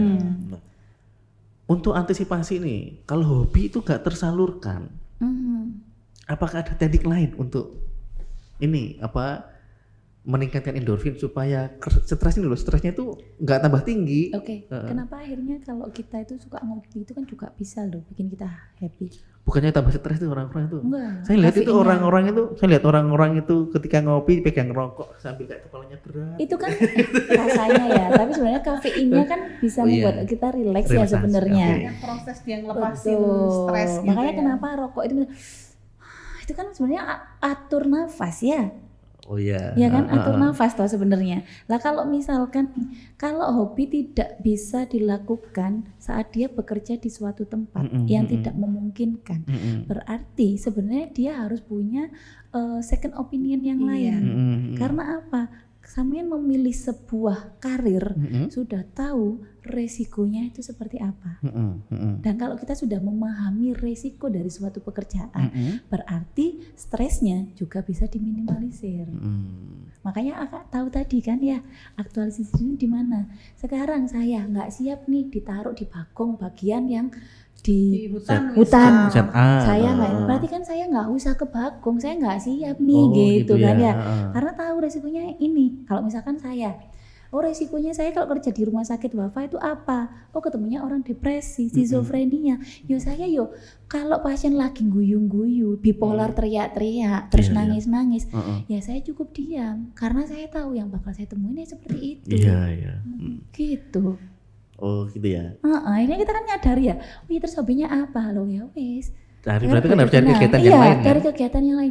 Sebenarnya banyak opsinya gitu. Yang ngatur semuanya balik ke diri kita sendiri. Nah, ketika teman-teman ngopi, ketemu teman yang sama-sama ngopi, sama-sama stres, curhat deh akhirnya. Sebenarnya nggak apa-apa Mas curhat gitu Nggak kan apa-apa ya. itu. Bagian dari rilis juga kan Mas Betul. kita. Jadi kadang makanya sekarang ada kata-kata laki-laki tidak bercerita gitu kan ya. Tiba-tiba gitu kan ya. Akhirnya terjun gitu kan. Akhirnya Betul. Akhirnya gitu kan. Kita butuhnya adalah apa? Iya ya, ternyata nggak aku tok yang merasa gitu. Nah, ada nih teman yang sama. Kita merasa ada temennya. Kira-kira orang ngerasa ini nggak? Ternyata nggak apa-apa ya. Ternyata nggak aku aja yang merasa. Ada validasi. Betul. Support system ya. Support system itu penting kayak gini. Ya aku ngerasa gini. Kadang kan ngerasa, temanku nggak ngerasa kok aku tok ya. Berarti yang bermasalah aku dong gitu. Tapi saat ada, aku ngerasa kayak gini. Sama aku kayak gini. Ternyata sama ya kita. Bahasa Jawanya itu golek bolo. Betul. Jadi tidak merasa sendiri. Ya, kesepian itu berbeda dengan merasa kesepian. Ya, mencari teman. Betul. Nah, itu ya. Akhirnya kan di work insecurity, merasa pekerjaan kurang cocok lah karena kita tahu bahwa risiko kerja, namanya kerja. Lah kalau kamu nggak diforsir jam 8 sampai jam 4 ya, ngapain perusahaan menggaji kamu untuk bekerja? Lek ngatain gosip kok nanti di luar jam itu. Berarti selain hobi, kan soalnya hobi orang kan beda-beda, nggak bisa buat acuan sebenarnya hobi, tapi bisa dibuat pilihan. Betul, optional. Ya kan, bukan sebagai acuan tapi buat pilihan. Nah terus apa tadi ya, bisa ngopi, karena ngopi itu selain kita duduk diam menyeruput kopi, ya gitu ibaratnya. Itu tenang. Itu kan tenang, ya, tenang sambil main HP kalau sekarang gitu ya, main HP. Ternyata kopi itu ada kandungan kafein yang bisa merelaksasikan tubuh kita. Karena kafein itu kalau nggak salah itu bisa membuat pembuluh darah elastisitas ya, yang membuat pembuluh darah itu nggak tegang, akhirnya kita menjadi rileks, aliran darahnya lancar. Tambah nanti ada Seperti yang itu. ngerokok juga kan, itu juga ada tambahan. Cuman sesuatu yang berlebihan itu tidak akan pahit. Boleh ngopi, tapi pada porsinya. Pada porsinya. Tapi kalau Bu Hori ngomong boleh ngerokok, jadi kayak bertentangan kayaknya dengan Tergantung kesehatan. ya. Kalau ngerokok, Ya, Bu saya Rini tidak ya, kayak bisa bertentangan melarang. Saya tidak bisa melarang ya. Mungkin bagi orang itu menjadi sebuah kebutuhan yang dia tahu bagaimana resikonya. Dia siap dengan resikonya, ya nggak apa-apa. Tapi kalau dia nggak siap resikonya, ya jangan pegang. Dan nanti kalau Bu Hori ngomong dengan merokok, nanti ketika di spirometri obstruktif semua, seperti restriktif semua. Bu, tapi sebenarnya ada kan ya dokter yang masih ngerokok ya Bu ya. Ada sebenarnya. Itu malah restriktif Bu ya. Iya, jadi rilisnya berbeda gitu. Jadi kita nggak bisa kalau bilang nggak boleh ngerokok itu tutup semua ya kayaknya ya. Jadi semua kita nggak bisa melarang. Orang beda ya Pak Kori. Berbeda. Jadi gini, penyampaian mungkin yang merokok, bagi yang merokok sesuai dengan porsinya saja ya. Boleh ketika stres itu bolehlah menghirup rokok, tapi dengan kadar porsi tertentu. Nah, ada yang satu pak sehari itu lah yo. Ya, nanti waktu MCU spirometrinya restriktif. Jangan lah ya. Obstruktif nanti. Karena ya, ada orang berpikiran gini, lah aku nggak nggak ngerokok aja udah bisa mati kok. Terus aku yang ngerokok juga bisa mati lah. Ya udah ngerokok aja lah. Kan nggak gitu juga konsepnya ya. Nanti lo dijawab, kalau mau mati gimana lo ngerokok? Ya dinyalain lagi. Gitu. Biasanya kan jawabannya seperti itu kan. Iya. Akhirnya kan ini nggak bisa ditelan mentah ya. Nah, Jadi benar-benar butuh penalaran. Ada penalaran. Jadi ada ada toleransi di situ. Betul. Jadi bagi yang perokok ya, kalau mau berhenti ya alhamdulillah, artinya gitu. Tapi kalau nggak berhenti kan kita harus bertahap itu, ya Bu ya. Tapi ternyata rokok itu juga bisa menstimulasi seseorang yang bagi perokok aktif, menstimulasi dalam arti apa? Dalam arti dia bisa mengendalikan stresnya dengan cara merokok, minum kopi, menyendiri, menenangkan diri. Nah, itu salah satu teknik ya, salah satu teknik atau cara ketika dia ingin mengendalikan stresnya. Ketika bebannya itu muncul banyak. Tapi jangan disedot terus gitu maksudnya ya. Juga eman-emanin badanmu gitu. Tahu porsinya ya, Iya. tahu porsinya. Karena gini, kalau orang yang sudah edik sama rokok, itu faktor pertama dia berhasil siapa? Kemauan dari dirinya sendiri untuk merubah. Jadi ada modifikasi perilaku kalau kita bilangnya. Tapi kalau dia pecandu, rokok, obat ataupun yang lain, itu tidak akan pernah bisa berubah selama dia tidak ada kemauan. Kalau misalkan gini Bu Hori, tadi kan ada yang ngomong tuh, ternyata stres itu bisa dikendalikan atau dikelola ya. Selain hobi, ngopi dan ngerokok itu bisa menurunkan tingkat stres. Oke. Akhirnya dia ngerokok terus. Stres terus dong berarti. Akhirnya kan dia merasa tenang. Karena rokoknya banyak. Oke, yes. Karena kan dia kan merasa tenang. Oke. Saya tuh kalau nggak ngerokok nggak tenang. Akhirnya dia ngerokok terus. Akhirnya kan dia mempengaruhi kesehatannya juga. Sugesti berarti ya. Jadi rokok itu mungkin hanya sesaat menyelesaikan, tapi yang benar adalah menghadapi masalahnya. Menghadapi masalahnya. Betul. Berarti berani. Harus. Jadi misalkan Iya. sementara dia mungkin butuh rileks untuk berpikir. Makanya dia diam, ngerokok, tenang, hanya untuk mencari cara gimana saya menghadapi masalah yang sedang saya hadapi. Ya kan? Iya, Tapi kalau dia akhirnya tingkat ngerokoknya naik, ya berarti kan stresnya juga naik ya, otomatis ya gitu. Betul. Karena itu kan cara tok gitu kan. Tapi yang bener adalah gitu kan ya. Setelah selesai udah, oh ya aku ambil sikap apa untuk menyelesaikan masalah. Yang lebih banyak keliru, pokoknya asal ngerokok ya sudah ngerokok aja. Setelah itu, ayo sembuh apa cari lah. Ini kan yang bahaya ya. Iya betul. Gitu. Nah makanya ini nanti ada stres yang muncul dari mana saja, internal dan eksternal gitu kan. Akhirnya nanti kalau ada lingkungan toksik, stres kronis dibiarkan terlalu lama, burnout. Ya burnout. Lah kalau stresnya masih skala yang seperti kita obrolkan, ada skala ringan, sedang sampai berat. Kalau mungkin di skala ringan, ya wajar lah kita hidup juga pasti ya crash dikit sama temen lah. Mungkin temennya lagi ada masalah, akhirnya dampaknya ke kita juga. Tapi bagaimana kita ngatasi? Kalau skala ringan, ya ini hal yang wajar. Kalau di kondisi yang sudah sedang, yang sedang ini sudah mulai terganggu nih, kok aku males ini kerja. Mois, budal ya rasa-rasen gitu kan ya. Berangkat udah males gitu kan lah. Akhirnya apa yang terjadi? Ngaruh nggak sama kualitas kerjanya? Pasti ngaruh. Udah mulai nih gitu kan ya. Warning 1 saya bilangnya gitu. Kalau udah warning 1 ya berarti harusnya apa? Dia butuh dong. Ini aku ada yang masalah yang belum terselesaikan ya berarti ya. Ini bisanya ke siapa? Misal kalau ada perawat atau ada konselor atau yang lain boleh nih gitu kan. Ini aku kok ada masalah ini. Mungkin dia butuh untuk dirapikan lagi nih konsep berpikirnya. Tapi kalau sudah ngerasa di burnout terus kemudian menjalar lagi terdiagnosa dia akhirnya kayak kok aku capek ya, kok kayaknya aku lebih baik hilang ya dari hidup ini. Lah udah ngarahnya ke depresi. Nah kalau resiko di depresi akhirnya dia butuh penanganan ke siapa? Ke tenaga ahli medis siapa? Ke psikolog, pendampingan psikologisnya bisa dibantu dengan obat yang memang mungkin secara kalau kita ngomongnya saraf sinap-sinap di otak kita itu ada hal-hal yang kurang bener nih gitu kan, secara teknisinya kurang sip nih, dibantu sama obat. Strumnya nggak pas nih. Betul ya, akhirnya kan antarannya. Betul. Ini dibantu nih sama obat biar lancar, kemudian dikonselingnya sama psikolog ditangani. Jadi jalan 2, psikiatri sama psikolog. Gitu kalau udah burnout ini kan sudah kehabisan energi. Jadi harus recharge lagi kan, memulihkan dia, pendampingan lah. Itu kata nggak bisa diselesaikan oleh diri sendiri, jadi kita harus sudah mulai cari pertolongan ya. Jadi kan ini burnout itu awal mula muncul itu ya dari stres ternyata. Betul. Tumpukan dari itu. Tumpukan ya. Dari awal stres yang dari ringan bertahap ke sedang sampai berat nggak terselesaikan, muncullah burnout. Jadi kesimpulannya adalah burnout itu adalah energi yang terbuang dari kumpulan stres, ya akumulasi ya, atau kumpulan dari stres-stres yang tidak terselesaikan hingga apa Bu? Energi yang terbuang. Kalau gambar ini kan lampu pecah itu, ya kan? Jadi ini burnout itu saya anggap itu lampu pecah ini, energinya udah lepas, terbuang sia-sia, kosong akhirnya. Nah, jadi lelah nggak ngomong apa-apa. Nah kalau kita ibaratkan lampu pecah, berarti udah lubang itu Bu, burnout itu bisa disembuhkan nggak Bu? Lubang di hati ya. Sebenarnya ini kita butuh yang namanya recharge energi. Jadi kita anggap aja kayak kita perbaiki perlahan. Memang makanya butuh yang namanya pendampingan. Nah itu kira-kira tadi kan disampaikan kita butuh pendampingan psikolog sama psikiatri ya, obat dan edukasi dan pendampingan. Konseling ini ya, psikologis ya, betul.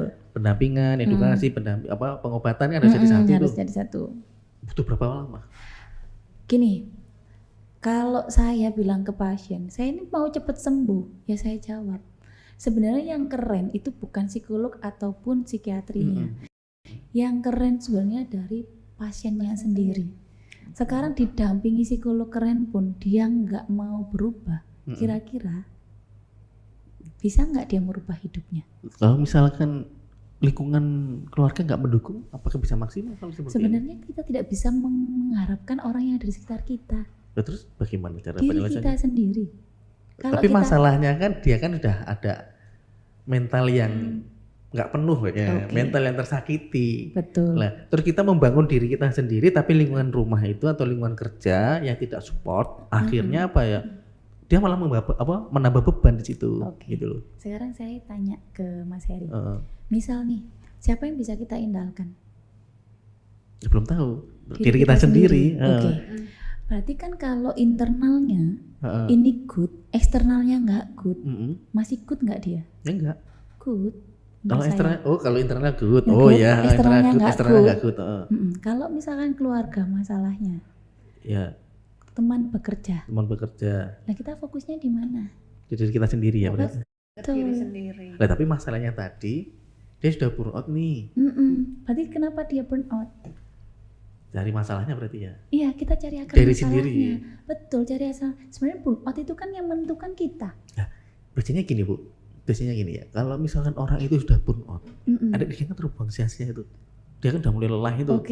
Udah mulai lelah. Namanya recharge energi kalau saya bilang itu recharge energi. Jadi gini, kenapa saya tidak selalu bilang ke pasien depresi itu untuk saya harus didukung siapa? Karena gini, kalau kamu mengharapkan dukungan dari orang-orang sekitarmu, dia tidak bisa dipastikan dia stay with you. Ya. Bisa Kalau jadi sumber stres misalkan, baru betul, juga. kalau misalnya kamu berharap dia yang menyembuhkan kamu, dia tiba-tiba hilang, kamu akan kembali relapse nggak? Relapse. Jadi gini, makanya di burnout ini Mas Heri, kalau dia sudah mengalami burnout, kita lihat lagi potensinya apa. Kita kembali ke rules-nya lagi. perannya lagi ya. Betul. Perannya lagi ya. Karena mungkin kemarin dia nggak rilis stresnya itu dengan good. Makanya kita bantu. Ya apa sih? Fokusnya di mana? Dia sudah kehilangan arah pastinya di burnout ini. Ini kita kembalikan arahnya. Kamu maunya kemana? Ini mau tujuannya seperti apa? Kita ajari untuk memapping. Mana yang bisa dilakukan saat ini?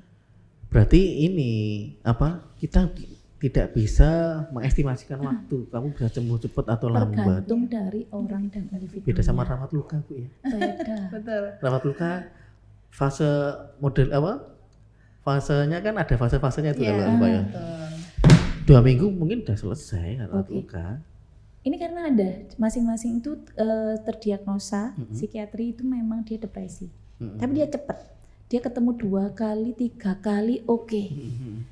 Ternyata benar. Bagaimana upaya dia untuk menyemangati dirinya untuk aku nggak mau terus-terusan di sini loh. Itu kan otomatis kita itu kayak otak adalah CPU kalau di komputer ya.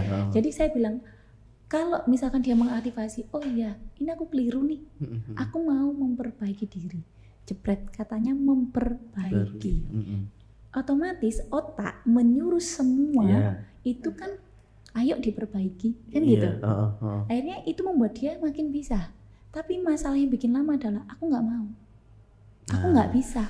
Lah itu akhirnya langsung kan informasi itu underestimate dulu dia berarti ya. Betul, makanya setiap pasien saya tidak bisa memprediksi dia mau seperti apa. Saya bilang cepat tidaknya bergantung dari kemauanmu untuk keluar dari lubang ini. Saya bilang kayak gitu. Iya.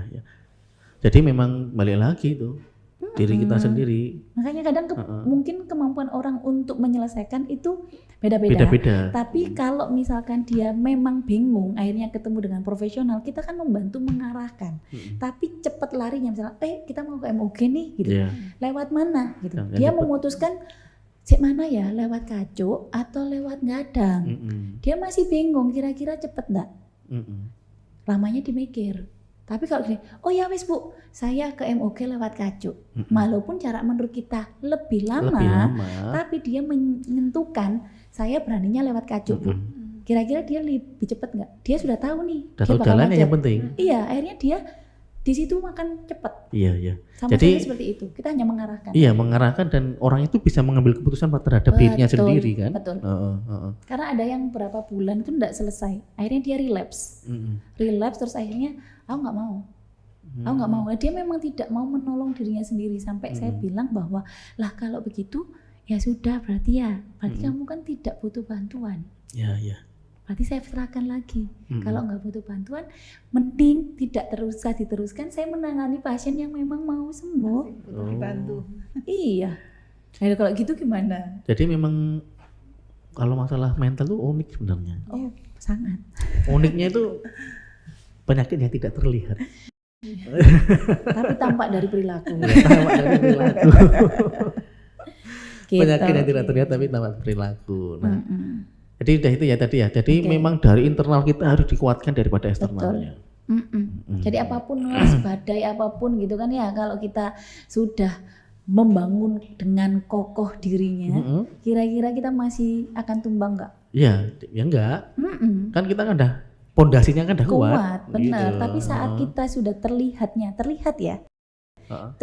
kuat tapi dalamnya rapuh, kena senggol dikit. Single apa Mas? Senggol batu. Akhirnya kita akan ngomong apakah stres bisa dihindari. Ternyata jawabannya the next Mas. Bisa nggak dihindari stres itu? Tidak. Oh, tidak bisa. Ada situasi dan kondisi tertentu yang membuat kita tidak bisa menghindar. Terus caranya ya apa? Lari dari stres. Gimana caranya lari dari stres? Next Mas. Naik bis bagong. Yang kita lakukan betul. Sadari dulu. Oh, ada hal yang bisa kita rubah dan tidak bisa. Yang kita bisa rubah adalah apa yang kita lakukan. Sila. Iya. Jadi yang Ada tidak yang ya, bisa ada dirubah yang dan tidak bisa bisa dirubah. betul. Yang tidak bisa dirubah adalah respon orang lain. Tapi responnya kita itu ada di bawah kendali kita. Kita menyadari, oleh responku ini, oh pasti akan menyulut gini ya, kayak gitu. Kayaknya ini, saya ada pertanyaan, Bu. Oke. Ini kan ada hal yang bisa dirubah dan tidak bisa dirubah. Ada yang disadari dan tidak disadari. Oke. Tadi Bu Ori kan menyampaikan kan kendali diri kita itu kan di bawah diri kita sendiri. Iya. Saya perpaduan nih antara pihak eksternal dan internal. Anggaplah eksternal. Bu Ori ini ngomong bla bla bla bla bla bla. Ya kan? Bla bla bla. Respon kita kan mengendalikan diri kita sendiri tuh. Kadang kan kita lengah, kita kadang itu nggak bisa mengendalikan diri. Kita denger tuh. Nah, yang membuat stres itu berawal dari pikiran atau dari hati sih Bu sebenarnya Bu? Dari pikiran apa dari hati ya? Iya. Kadang kan orangnya jangan dimasukin hati, nanti buat jadi pikiran gitu ya. Nah, sedangkan orang itu mendengar bisa ke hati, bisa ke pikiran. Tapi yang paling kena biasanya pikiran ya, perasaan dulu ya. Kok aku ngerasa gini ya? Nah, berarti yang mana Bu? Iya. Akhirnya tersimpan di pikiran, Iya. gitu, bawa Akhirnya kemana-mana kan gitu ya. Perasaan yang kemudian muncul berlanjut di pikiran, akhirnya membentuk sebuah perilaku. Oh ternyata. Oh gitu ya. Berarti dari hati dulu ya, dari hati Beda yang perasaan, hati yang iya. sakit tersimpan di core of memory, dibawalah kemana-mana. Walaupun dia ke Singapura pun juga kepikiran. Gitu ya Bu ya berarti ya. Jadi adalah apa ini yang bisa apa tadi ya? Hal yang Bisa dikendalikan atau tidak bisa dikendalikan. Gitu. Jadi ya memang balik lagi ke kita. Kuncinya diri Sadari sendiri. oh iya aku lagi stres nih ya. Sadari dulu, sadari. Oh iya aku kayak lagi overload nih kerjaannya nih. Kayaknya aku lagi capek nih, butuh istirahat. Kita sadari dulu. Iya, iya. Oh oke, kayaknya nggak baik-baik aja deh. Oke, aku harus meluangkan waktu untuk istirahat. Kayaknya berapa hari ini kurang istirahat. Iya. Ya kan, yang mengatur kita. Kemudian dipilah lagi. Mana sih mulai dipilah antara hal yang bisa Anda rubah dan tidak bisa dirubah atau tidak bisa dijangkau. Mulai dari memilah prioritas. Prioritasnya yang mana? Oh ini aku jar setoran nih. Ini sama yang kan diaktualisasi diri tadi itu ya. Dipilah lagi skala prioritas. Karena misalkan Mas Haris, aku pokoknya cuan nomor 1 nih, gitu kan. Happy nanti kalau aku punya banyak cuan, happynya pasti ngikuti gitu. Lah tapi kalau saya happy dulu, baru saya kalau sudah happy saya cari cuannya mudah. Apakah salah semua? Enggak. Enggak ada, karena skala prioritas individu itu berbeda-beda. Makanya kita pilah lagi. Setelah dipilah kita terima. Oh iya, ketika kita terlalu fokus pada hal yang tidak bisa kita rubah, kita buang energi. Iya, iya. Nah akhirnya apa? Kalau kita sudah terlalu fokus kepada hal yang nggak bisa dirubah, membuat kita semakin lelah. Ngapain kita in-charge di situ kalau kita tidak mendapat keuntungan? Iya. Enggak. Terus ajak diri kita untuk menerima dan berdamai dengan situasi yang ada. Misal, Ini saya punya. ini yang paling sulit ini. Iya kan? Misal nih, saya ada punya teman misalnya, saya punya teman. Terus tiba-tiba dia ngerasa nggak enak hati nih. Yuk makan yuk, kita nggak diajak. Sebenarnya masalah nggak sih? Nggak masalah. Nggak diajak ya nggak apa-apa. Iya. Nggak ngurus gitu kan ya. Iya. Nanti saya bisa ke kantin sendiri, saya mau gojek sendiri makanan favorit saya, nggak masalah. Mungkin dia lagi sebel sama kita, ya udah gitu. Ngapain? Cuman kadang repot, ya Allah dia tuh loh. Nah itu yang bikin kita akhirnya kayak in-charge ke hal-hal yang nggak fokus gitu loh. Nambahin masalah sebenarnya. Akhirnya kita mikir aja, oh enggak dia mungkin lagi ada masalah, akhirnya dia nggak mau ke kita. Tapi saat kita menanggapinya kayak ya udah besok disapa, kalau dia baik-baik aja, oh berarti ini dia ada masalah ya. Iya. Kita nyukurnya dari itu. Kadang ada hal itu yang kita tidak butuh reaktif saat itu. Kita diemin aja dulu sementara. Beberapa hal gitu. Jadi kayak, oh iya ya, aku biasanya gini yang tak lakukan. Pas kerjaan yang satunya ada, di satunya ada, numpuk gitu kan ya. Di rumah ada, yang saya lakukan adalah saya pergi ke salon. Kalau cewek gitu ya. Karena sudah ini otaknya penuh nih ya. Jadi saya nggak bisa ngontrol nih. Terus akhirnya kalau kita cewek gitu kan ke salon itu kan massage apa gitu. Kita kan relax ya badannya. Relax sambil kita itu akhirnya mikir. Kan nggak mungkin, kan nggak semua orang tuh cewek ngerokok enggak ya. Jadi oh ya relax gitu kan ya, dipijat, relax, massage. Akhirnya kita sambil mikir punya waktu untuk berpikir tenang. Iya. Oh, oke, ini nggak perlu reaktif, ini gini. Jadi kita kasih space dulu, jeda. Ini aku mau ngambil yang mana? Yang tak selesaikan dulu mana? Yang diprioritaskan yang mana dulu? Kita sadar ini stres numpuk semua nih. Kita pilih. Oh, ini nggak perlu reaktif, ini bisa ditunda nggak bisa. Oh ya sudah. Di WA yang direspon yang pertama. Mohon maaf, ini saya tidak bisa bertemu karena ini. Karena memang nggak bisa. Ini memang bisa ditunda. Yang harus urgent saat ini, yaitu yang harus saya hadapi. Tapi ternyata kadang dengan kita memilah, itu sebenarnya salah satu teknik kita sudah satu langkah menyelesaikan masalah. Memberikan kita space. Lah akhirnya diterima, oh alah ternyata kayak gini ya. Karena kalau kita sudah berdamai, kita menerima suatu kondisi yang tidak sesuai dengan ekspektasi, itu akan lebih santai hidupnya.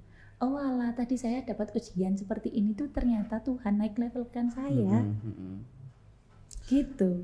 Tapi nggak semua ya tahu ini. Lah ini butuh kita yang namanya aktivasi itu tadi. Makanya itu saya kan wah ini kayak sulit ini menerima dan berdamai dengan situasi yang ada itu. Kata-katanya tak rubah ya, jangan sulit ya. Saya perlu belajar. Nah. Perlu adaptasi. Betul, beradaptasi dengan ini karena ini bisa dipelajari. Iya, soalnya ketika orang itu dipaksa, ini kan ada bahasa itu ya. Ajak diri kita untuk menerima dan berdamai dengan situasi yang ada. Seolah itu kayak kita harus dipaksa. Nah, aku harus bisa menerima kondisi dan situasi seperti ini loh. Tapi kenyataannya apa? Diri kita menolak. Kan bahwa di diri kita kan ada alam bawah sadar ya. Itu nggak bisa dikendalikan itu.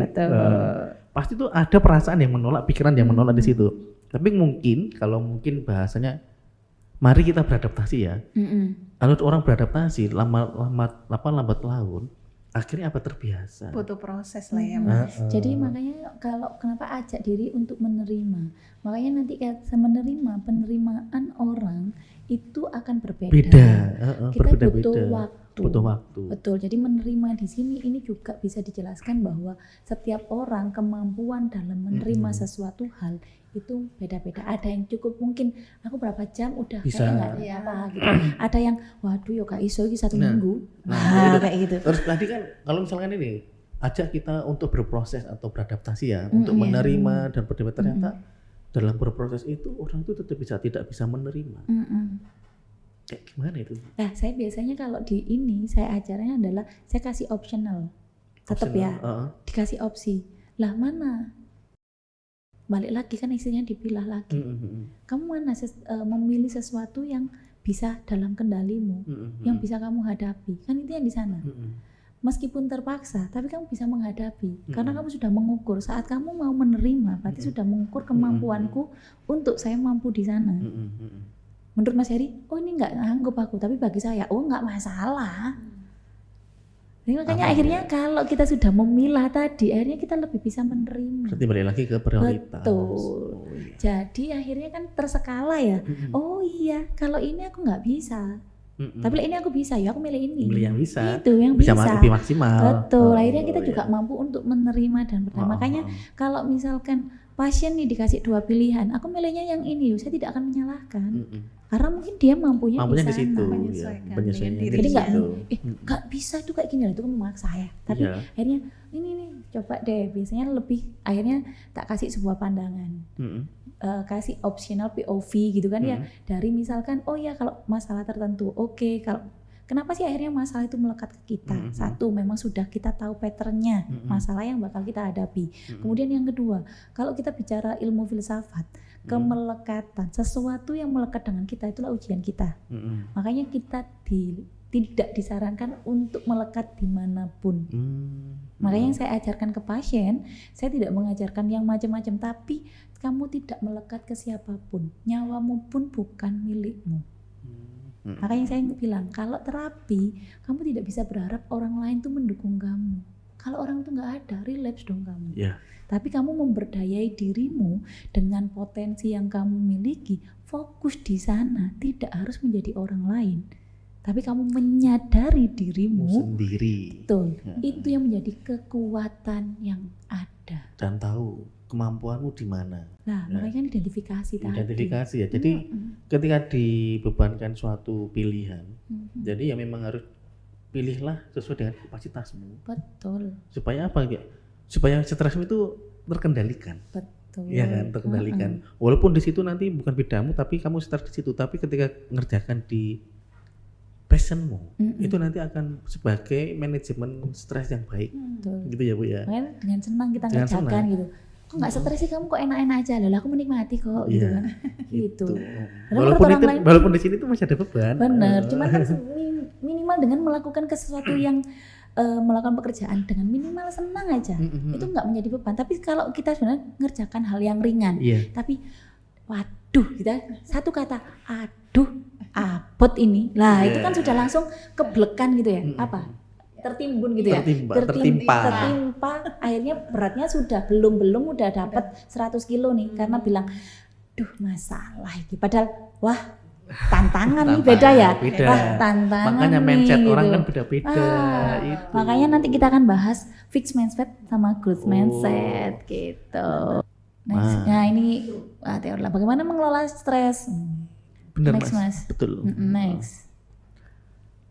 Lah, Internalisasi layanan. oke, ini saya hubungan dengan ini ya, iklan dikit ya. Jadi oke, next. Teman-teman udah tahu. Ini tahap sebelum internalisasi. Jadi ini saya baca cepat ya Mas, next aja ya. Oke. Nah. Tarik nafas, minimal kan ini ya. Mm-mm. Sebelum kita bereaksi, kita nafas dulu. Bukan berarti nggak pernah nafas ya, Mm-mm. tapi minimal itu kita kan mulai untuk menata, punya Deep breathing. space ya, Deep breathing. punya space untuk berpikir sejenak. Heeh. Iya kan, posisi tenang, gak harus wah gitu, enggak ya. Jadi kita lebih kayaknya lebih ke temuan posisinya, terus kita menghela nafas panjang, perlahan. Itu kan akhirnya 4 buat sampai kita 6 detik. lebih rileks. Heeh. Saat kita rileks, kita juga akan ngerasa bahwa oh iya ya, ini mulai ditata nih ya, gitu kan ya. Mulai diatur lagi, ini ada yang keliru, ndak dievaluasi lagi. Ini sama nggak sama meditasi, Bu? Next, ada meditasi sendiri. Oh, beda ya ini sama meditasi ya. Meditasi. Tadi ini beda berarti sama meditasi tadi. Ya, ini kan betul. Tadi kalau meditasi tempat yang tenang gitu, padahal kadang kita kan yang tadi cuman bentar ya, gitu kan ya. Kalau ini kan sudah kayak kita mau yoga gitu kan ya, itu nanti ada sendiri ya. Ini kalau kita masih punya waktu untuk spend waktunya masih banyak ya. Berarti kalau yang Ini 5 pernafasan sampai 10 menit. yang pernafasan tadi ketika kita bekerja, ya saya nyambung ya, kita kerjakan. Ada dulu tuh ada waktu saya kunjungan set itu ada yang stres lah, stres dari rumah dibawa ke pekerjaan itu. Nah, dia tidak bisa mengelola stres itu, karena apa? Pekerjaan dia loadnya mungkin dia curhat tuh saya harus kayak gini, saya jadinya bingung. Dan masalah saya di keluarga, saya nggak bisa manajemen, maksudnya itu tetap dibawa kepikiran terus di pekerjaan. Berarti kalau kita menggunakan teknik stres tadi, ketika kita bekerja sudah mulai hilang fokus, mungkin bisa disarankan tarik nafas, tahan 3 sampai 6 detik ya tadi ya. 3 sampai 6 detik, hembuskan, itu diulangi berapa kali kira-kira? Oke. 4 sampai 6 detik ya. 4 detik. Nah, ini mengulang sampai benar-benar kita selama berapa menit hingga merasa kita lebih tenang, lebih rileks. Berarti ketika orang itu atau rekan-rekan kerja ada masalah yang bikin stres dan mengganggu emosional kita bisa melakukan ini. Ya, kalau Kita saya bilangnya jeda sesaat. Kita nggak perlu tempat yang tenang berarti ini. Nggak perlu ya. Ini kan masih di ringan ya. Jadi kayak oke, serangan ringan gitu kan ya. Jadi kita kayak biasanya kalau Mas Heri ketemu pas rapat gitu, terus ada dikasih decision maker yang ini putusannya luar biasa nih gitu, langsung gitu kan, nyoba untuk nerima tapi kita masih ada konflik dalam batin. Akhirnya oke, gitu kan ya. Kita menenangkan diri dulu. Akhirnya kita baru memberikan respon setelah terjeda sekian detik. Ini sama aja kayak relaksasi distraksi. Iya. Betul. Iya kan. Selain musik kan ada teknik pernafasan ya Bu ya. Jadi kita ngerasa kayak tenang dulu kan, kita shock nih. Mas Heri kamu harus kayak gini ya gitu. Langsung ditantang gitu. Kita kondisi nggak siap, langsung mau reaksi ini gimana nih bos gitu kan. Akhirnya kita ngatur sih gitu kan, si atur saja sambil nafas, sambil kita ngatur strategi, iki iso dengan cari peluang mana yang aku memungkinkan untuk tak eksekusi dengan cantik gitu kan ya. Berarti ini adalah teknik breathing. The breathing ini adalah bisa dilakukan dimanapun, di waktu apapun, tanpa harus mengganggu pekerjaan. Nah, beda lagi dengan teknik meditasi tadi. Meditasi kan butuh situasi tenang. Situasi yang tenang tanpa gangguan. Oh iya, gitu ya. betul. Makanya waktunya akan lebih lama. Meditasi gitu kan, fokus bernafas, hentikan pikiran yang muncul. Ini tahapannya lebih kompleks ya daripada yang tadi. Bedanya apa? Kalau tadi itu kan kayaknya meditasi juga perlu pernafasan juga ya. Ini kan ada itu fokus pada pernafasan. Apakah juga intinya. tarik nafas juga? Tarik nafas dikeluarkan. juga. Meditasi hampir sama, cuman butuh waktunya lebih lama. Mungkin ini dengan tingkat stres yang berbeda. Dan ini biasanya meditasi itu kan kalau perempuan ada yoga juga itu kan ya. Lah itu kan juga teknik pernafasan. Kalau sekarang saya lupa siapa sih ahli itu. Ternyata kenapa badan kita itu bisa gemuk, bisa kurus itu karena teknik pernafasannya yang salah. Oh gitu, itu mempengaruhi juga ya? Ada, apa sih? Dolphin apa sih? Siapa ada di IG kok? Itu nanti teman-teman yang Iya, BMI-nya. jadi itu ada. Jadi ada ternyata karena salah dalam teknik pernafasan itu akhirnya tubuh salah merespon. Ya berarti nanti Ibu kalau tim Bagong MCU ada yang Bu obesitas. Bisa direkomendasikan. Ada, saya lupa itu namanya siapa di IG itu muncul kok gitu. Saya ngikutin, saya lupa namanya. Nah itu yang akhirnya dia butuh waktunya. Ini rutinitas biasanya. Misalnya meditasi untuk relaksasi ini butuh seminggu sekali, seminggu 2 kali dengan kondisi tertentu. Kalau saya nggak masuk. Itu waktunya 5-10 menit Bu ya? Setiap hari loh itu. Setiap hari? Jadi kalau saya nggak cocok di sini. Kenapa? Karena tipe kepribadian juga ngaruh. Saya tipenya bukan tipe yang tenang. Oh suka yang berisik berarti? Iya, jadi kalau misalkan ini itu nggak keluar. Jadi saya yang harus saya lakukan adalah misalkan wah ini lagi pengen marah nih, tapi kan nggak mungkin marah sama orang tersebut. Wah saya masuk itu kemana main boxing dah gitu kan. Oh gitu. Iya, atau apa senam apa gitu yang akhirnya bener-bener yang penting mengeluarkan ini ya. Fisiknya main kayak gitu. Iya, jadi biar apa ya tadi hormon-hormon itu teraktivasi semua, sangat membantu untuk rilis stresnya kita. Berarti ini tidak bisa disarankan ketika jam operasional. Iya, satu itu. Terus yang kedua juga lihat tipe kepribadiannya. Tipe kepribadian. Untuk yang introvert mungkin seneng ya meditasi, extrovert nggak bisa. Saya itu tipe introvert atau extrovert ya? Apa malah ambivert. Jadi akhirnya ya kalau yang extrovert ya wah gitu kan rame ngopi, wah itu rilis emosi. Tapi yang introvert dia mungkin milihnya adalah aku tidur di rumah. Aku mengurung diri di rumah gitu kan, me time sendiri itu untuk recharge energi. Introvert, extrovert wah ya bisa aku budal nang gunung aja gitu kan, hiking terus teman-teman rame ya itu beda. Itu kan beda juga gitu kan. Ini hanya salah satu teknik aja ya. Teknik aja ya, yang pertama tadi sudah direkomendasikan untuk teman-teman nanti. Nah ini beda lagi nanti yang visualisasi. Nah ini kalau visualisasi ini membayangkan loh ini ya. Duduk bayangkan tempat yang damai, gambarkan loh ini kan butuh konsentrasinya juga beda lagi ya. Seperti hipnoterapi. Iya. Ya, betul. Tapi kalau orang-orang seperti kita, kalau kita menggunakan visualisasi ya, kalau kita ngomong hipnoterapi kan ada operatornya ya.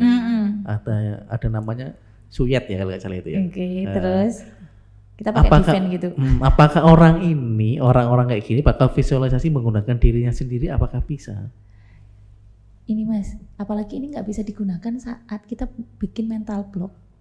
Nah itu mental block. Mental block. Iya yang kan sulit kalau mental block itu. Di ini biasanya kita main peran ya saya. Jadi pernah di SQ itu kan suruh diem ya Bu ya. Diem, bayangkan bahwa Anda gitu dikasih musik gitu kan ya. Lah saya langsung halah apa mending tidur aja. Sama, saya nggak bisa kayak gitu. Beneran, saya nggak bisa karena mungkin tipe kepribadian itu juga akan berpengaruh di sini. Gitu. Jadi ini hanya mungkin opsi-opsi ya, mana yang sesuai dengan diri kita. Nggak semua harus dilakukan dengan satu hal gitu Pak. Saya tuh pernah mendengarkan video di YouTube itu ya, kan ada kayak gitu ya. Visual mungkin ya get image ini ya, get imagery ya, atau visualisasi itu. Saya ngikutin, bayangkan ini, pikiran saya malah kemana-mana. Nggak nyaman saya itu. Acak ya. Iya, dia cuma aduh masuk kadang soalnya pikir ke sana, kita bisa kemana-mana. Iya. Akhirnya mikirnya acak. Kita nggak lurus. Nggak lurus, nggak bisa mengikuti arahannya. Tapi itu yang nggak bisa di ini loh di kayak apa Bu yang dipukul ini terus ini. Gendam. Karena pikiran acak nggak bisa.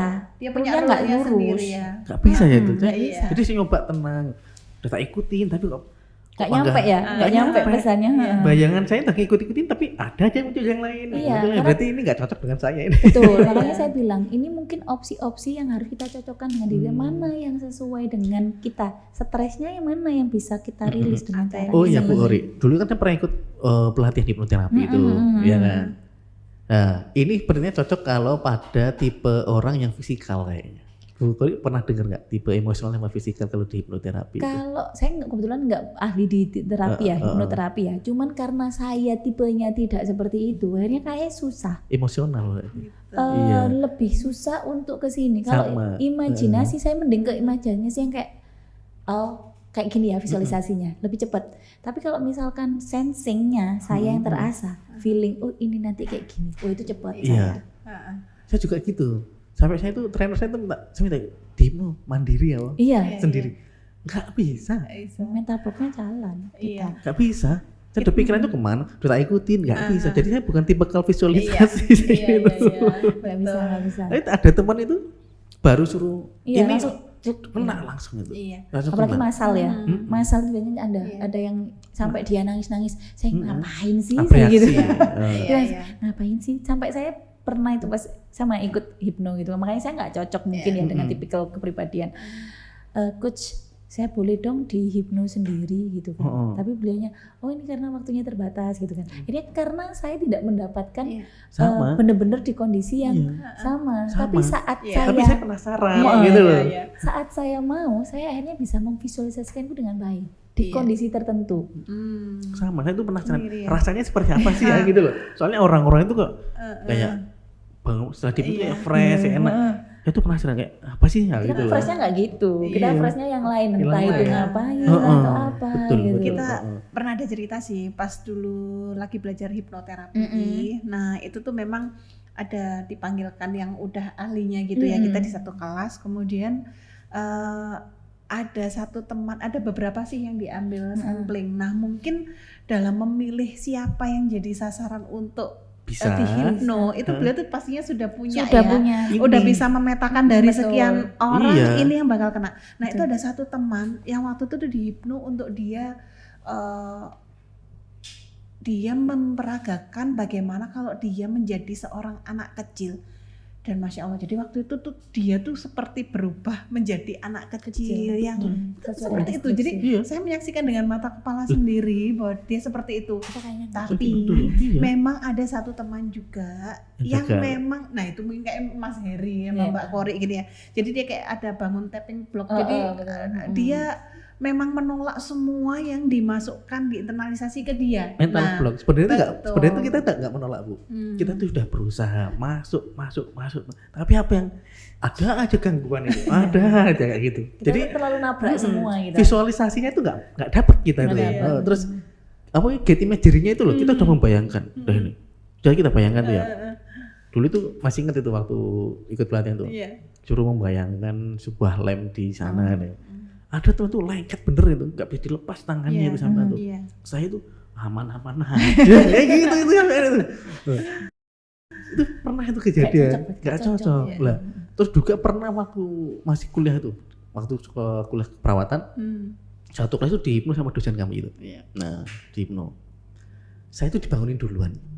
Karena apa? Mungkin orangnya tahu, saya menolak kayaknya. Jadi nggak bisa sampai saya samperin dosennya, saya samperin, saya ingin dihipno mandirian. Gagal juga, padahal saya mengikuti. Kayak gimana? Ada ritmenya. Jadi kan, makanya kayak kita orang dominan yang ngelihat mangsa dibully nih, kita harus tahu nih dengan cepat ciri-cirinya kayak apa gitu. Betul. Jadi memang tipikal get imagery ini ya memang harus orang-orang tertentu. Betul. Makanya kan ada optionalnya ya. Opsional. Nah, kemudian ada olahraga dan aktivitas fisik gitu kan ya. Oke, nah, kalau saya cenderung ke sini ya. Kalau saya cenderung ke sini kalau saya ya. Alam itu ada, hiking, sepeda gitu kan, yoga, pilates ini kan. Laki-laki juga ada loh ya, yoga, pilates. Jadi memang bener sih. Ini memang bener kalau manajemen stres itu aktivitas olahraga itu memang enggak semua orang bisa olahraga ya. Betul. Personal. Ya, tapi memang bener sih ini. Yang saya sampaikan tadi awal itu, kayak stres itu ya hilang gitu loh. Tapi kalau saya mengikuti yang visualisasi tadi, Nggak cocok nggak ya. cocok. Saya kalau sekarang lagi hobi hiking. Naik kuda berarti. Iya, naik gunung. Jadi ini ternyata kan dengan alam yang seperti itu ya, Iya, tenang, terus kita jalan, HP ditaruh gitu kan ya, Heeh. jalan kaki, terus kita di situ kan kita ada proses karena mengatur ritme jalan kaki gitu dengan ada tanjakan, kita kan lebih hati-hati. Terus sambil mikir gitu kan, oh iya ya apa ya, kadang nemu ide yang kadang lewat gitu, iya ya seru ya kayaknya lah. Itu akhirnya nemunya di sana karena kita punya waktu sendiri dan merenung gitu kan, punya waktu sendiri. Jadi kita nggak harus terburu-buru atau selalu mengejar berlari gitu kan, Ya, enggak. betul. Kadang kita hanya butuh jalan kaki, merenung, ini waktunya aku sendiri berpikir dengan apa sih mauku gitu kan. Meluruskan hati sama pikiran. Loh itu akhirnya malah mengasah sensing saya. Dan ternyata Bu ya, ini olahraga itu. Kalau tadi kan Bu Khori kan pernafasan, meditasi, visualisasi, ya kan. Saya itu lebih condong kenapa ke olahraga. Selain sebagai hobi. Misalnya tuh olahraga itu nggak semua orang sebagai hobi ya. Iya, Nah, betul. itu tingkat relaksasinya itu lebih tinggi. Ya. Fokusnya soalnya beda. Pokoknya beda. Dia fokusnya olahraga, fisiknya main, kesehatannya dapat. Itu. Beda lagi sama yang pernafasan tadi, itu kan hanya mungkin sejenak dapat lah. Ya, sejenak Makanya dapet lah. tipe kepribadiannya beda. Beda. Makanya sampai kalau misalkan dulu itu kan saya ikut di klub kayak senam gitu kan ya, olahraga gitu. Jadi sampai sekarang kan tahu aktivitasnya sibuknya seperti apa. Terus sampai kalau misalkan saya datang gitu, karena pernah ditanya sama coachnya, di sini siapa yang ada yang ingin menurunkan berat badan, ada yang ingin menaikkan berat badan. Saya ditanya, Bu Khori ini mau apa tujuannya? Rilis stres, saya bilang gitu. Jadi sampai dibikin icon kayak iya, karena olahraga itu nggak hanya untuk menurunkan atau menaikkan berat badan, tetapi juga rilis stres. Jadi oh kalau Bu Khori datang nih ke tempat olahraga ini, dia lagi stres, padahal nggak gitu-gitu juga ya, nggak gitu juga. Jadi akhirnya kayak oh iya, tapi memang di sana adalah tempat yang kita itu boleh mengekspresikan diri, menjadi diri kita sendiri. Kadang meletakkan, aku siapa sih gitu kan, meletakkan itu akhirnya kita me time lah dengan diri sendiri lah. Itu akhirnya yang orang rasa, paling kamu lagi stres ya? Iya. Ya enggak, saya pengen teriak-teriak aja, pengen menjadi diriku sendiri. Beban berat loh, misalkan kayak ada embel-embelnya gitu kan, kayak terus di bawah itu kan kayak capek ya. Capek. Akhirnya kita butuh. Makanya sekarang itu mengekspresikan diri. di Malang itu rame itu. Coba itu di Malang tuh, pinggir jalan itu banyak orang lari-lari sekarang itu. Berarti itu kesimpulan itu sedang tersemai itu. Ya Enggak, akhirnya kesadaran dia. Saya nggak ngomongin itu ya, cuma memang sekarang itu lagi rame-ramenya orang run ya, run pace itu loh. Itu sebenarnya sangat bagus dan baik itu. Karena apa? Selain dia mungkin ada yang ingin daftar tentara, daftar polisi, ya kan, atau daftar apa, harus ditunjang dengan lari. Tapi di sisi lain kan saya lihat itu bukan orang-orang muda aja itu. Ada yang usia lanjut banyak yang lari juga. Itu gini kan, padahal medali beli sendiri loh itu ya. Iya, bayar sendiri. Bayar sendiri. Yang ikut ribuan. Tapi pengen ya kayak bangga ya. Iya. Wah, kok menang ya. Iya. Ini sebenarnya bukan menang secara ini ya, tetapi reward diri sendiri. Jadi gini, kalau saya jujur Mas, ikut kemarin tuh ikut beberapa event lari. Tapi saya nggak lari karena saya tahu kemampuannya. Iya. Jadi saya jalannya agak pelan, naik nanti agak dipercepat jalannya cepat. Iya. Karena saya bukan pelari gitu kan. Kalau jadi atlet kayaknya nggak jadi psikolog ya Bu ya. Terus akhirnya udah, memang saya nggak terlalu hobi lari. Tapi akhirnya saya mengukur di situ. Balik lagi, yang saya kalahkan bukan saya harus berperang dengan orang lain, tapi mengalahkan ego saya. Besok kerja loh, gitu. Besok kerja. Kalau saya memforsis, besok saya kolaps dong. Iya. Jadi saya akhirnya mengatur pola gimana saya aman nyampenya, besok saya bisa kerja. Jadi kan tadi kan kalau ngomong di item-item ini tadi loh, manajemen stres. Jadi Bu Khori kan maksudnya di sini. Karena apa? Bu Khori tadi kan suka ikut aja lah. Itu kan ada kebanggaan tersendiri Bu ya. Yang dicari Bu Khori itu bukan garis finishnya atau juara satunya. Yang cari Bu Khori apa? Keramaiannya. Enggak, padahal saya jalan sendiri kadang. Keramaian tapi jalan sendiri tapi keramaian banyak orang ya, gitu kayak, loh. Iya, kita kayak punya sesuatu yang sama yang tapi berbeda, tujuan berbeda gitu loh. Walaupun itu kita nggak kenal tapi kan rame gitu. Iya, loh. terus akhirnya kan saling nyapa ya. Kayak misalkan hiking juga sama. Kita nggak pernah kenal tapi monggo Mas. Nah, ya itu yang dicari. Ada budaya di olahraga tertentu itu yang kayaknya kita nggak perlu kenal tapi kita itu saling menghormati. Ya kan itu kan dicari kan. Nah, itu yang dicari kan sebenarnya. Support system sebenarnya. Support system. Padahal tuh waktu itu beban kerjanya masih numpuk itu. Oh iya, sambil kita mengancang-ancang gitu, merencanakan ya apa nih eksekusi cantik. Mau visualisasi nggak dapet, Iya. ya kan. Terus Akhirnya nanti ada nih olahraga di tempat kerja Mas next. stretching ya. Ya, kayak gitu. Iya. Ya kan mungkin sesaat ya kita dengan duduk lama dan sebagainya gitu kan akhirnya ya udahlah 10 menit istirahat gitu kan. Makanya kan ada nih Peregangan ya. peregangan biar kita yang biasanya ada yang apa bilangnya pemuda jompo ya, sekarang ada istilah kayak gitu ya, jadi sudah boyoen gitu kan ya. Generasi Nah, jompo. Itu yang akhirnya kita butuh peregangan. Kalau kita paksakan ya namanya ada masanya. Iya, Sebelum itu kan kita ya maintenance aja sebelum terjadi gitu. Lamanya berapa Nah ini lama? tergantung kebutuhan kalau menurut saya, karena kan kondisi seseorang itu berbeda. Kayak tadi lari gitu kan, lari kan berbeda. Mas Heri bisa space 5, saya nggak bisa. Apakah saya akan ngikuti Mas Heri? Yo saya nggak kuat dong gitu. Jadi kan sesuai dengan kondisi masing-masing. Kita percepat ya kayaknya udah. Oke, teknik manajemen waktu untuk mengurangi stres Mas next lah. Membuat daftar tugas ini biasanya kadang lupa. Akhirnya kita kayak amburadul gitu kan ya. Iya. Akhirnya tidak tertata mana yang skala prioritas pertama yang harus kita selesaikan, mana yang akhirnya ini masih nanti nih bisa. Akhirnya kadang dari Menunda ya, betul menunda pekerjaan sampai ya. dari tempat kerja ketemu temannya rame terus fokusnya aku mau lapo ya. Nah, karena kita tidak punya list. Padahal pakai HP ini bisa kan kita punya akses yang akhirnya setiap ini akhirnya sudah ditembung nih sama Mas Sony misalkan ini nanti ngisi di ini ya akhirnya semua ditulis. Jadi reminder 1 hari sebelumnya nih reminder berapa hari.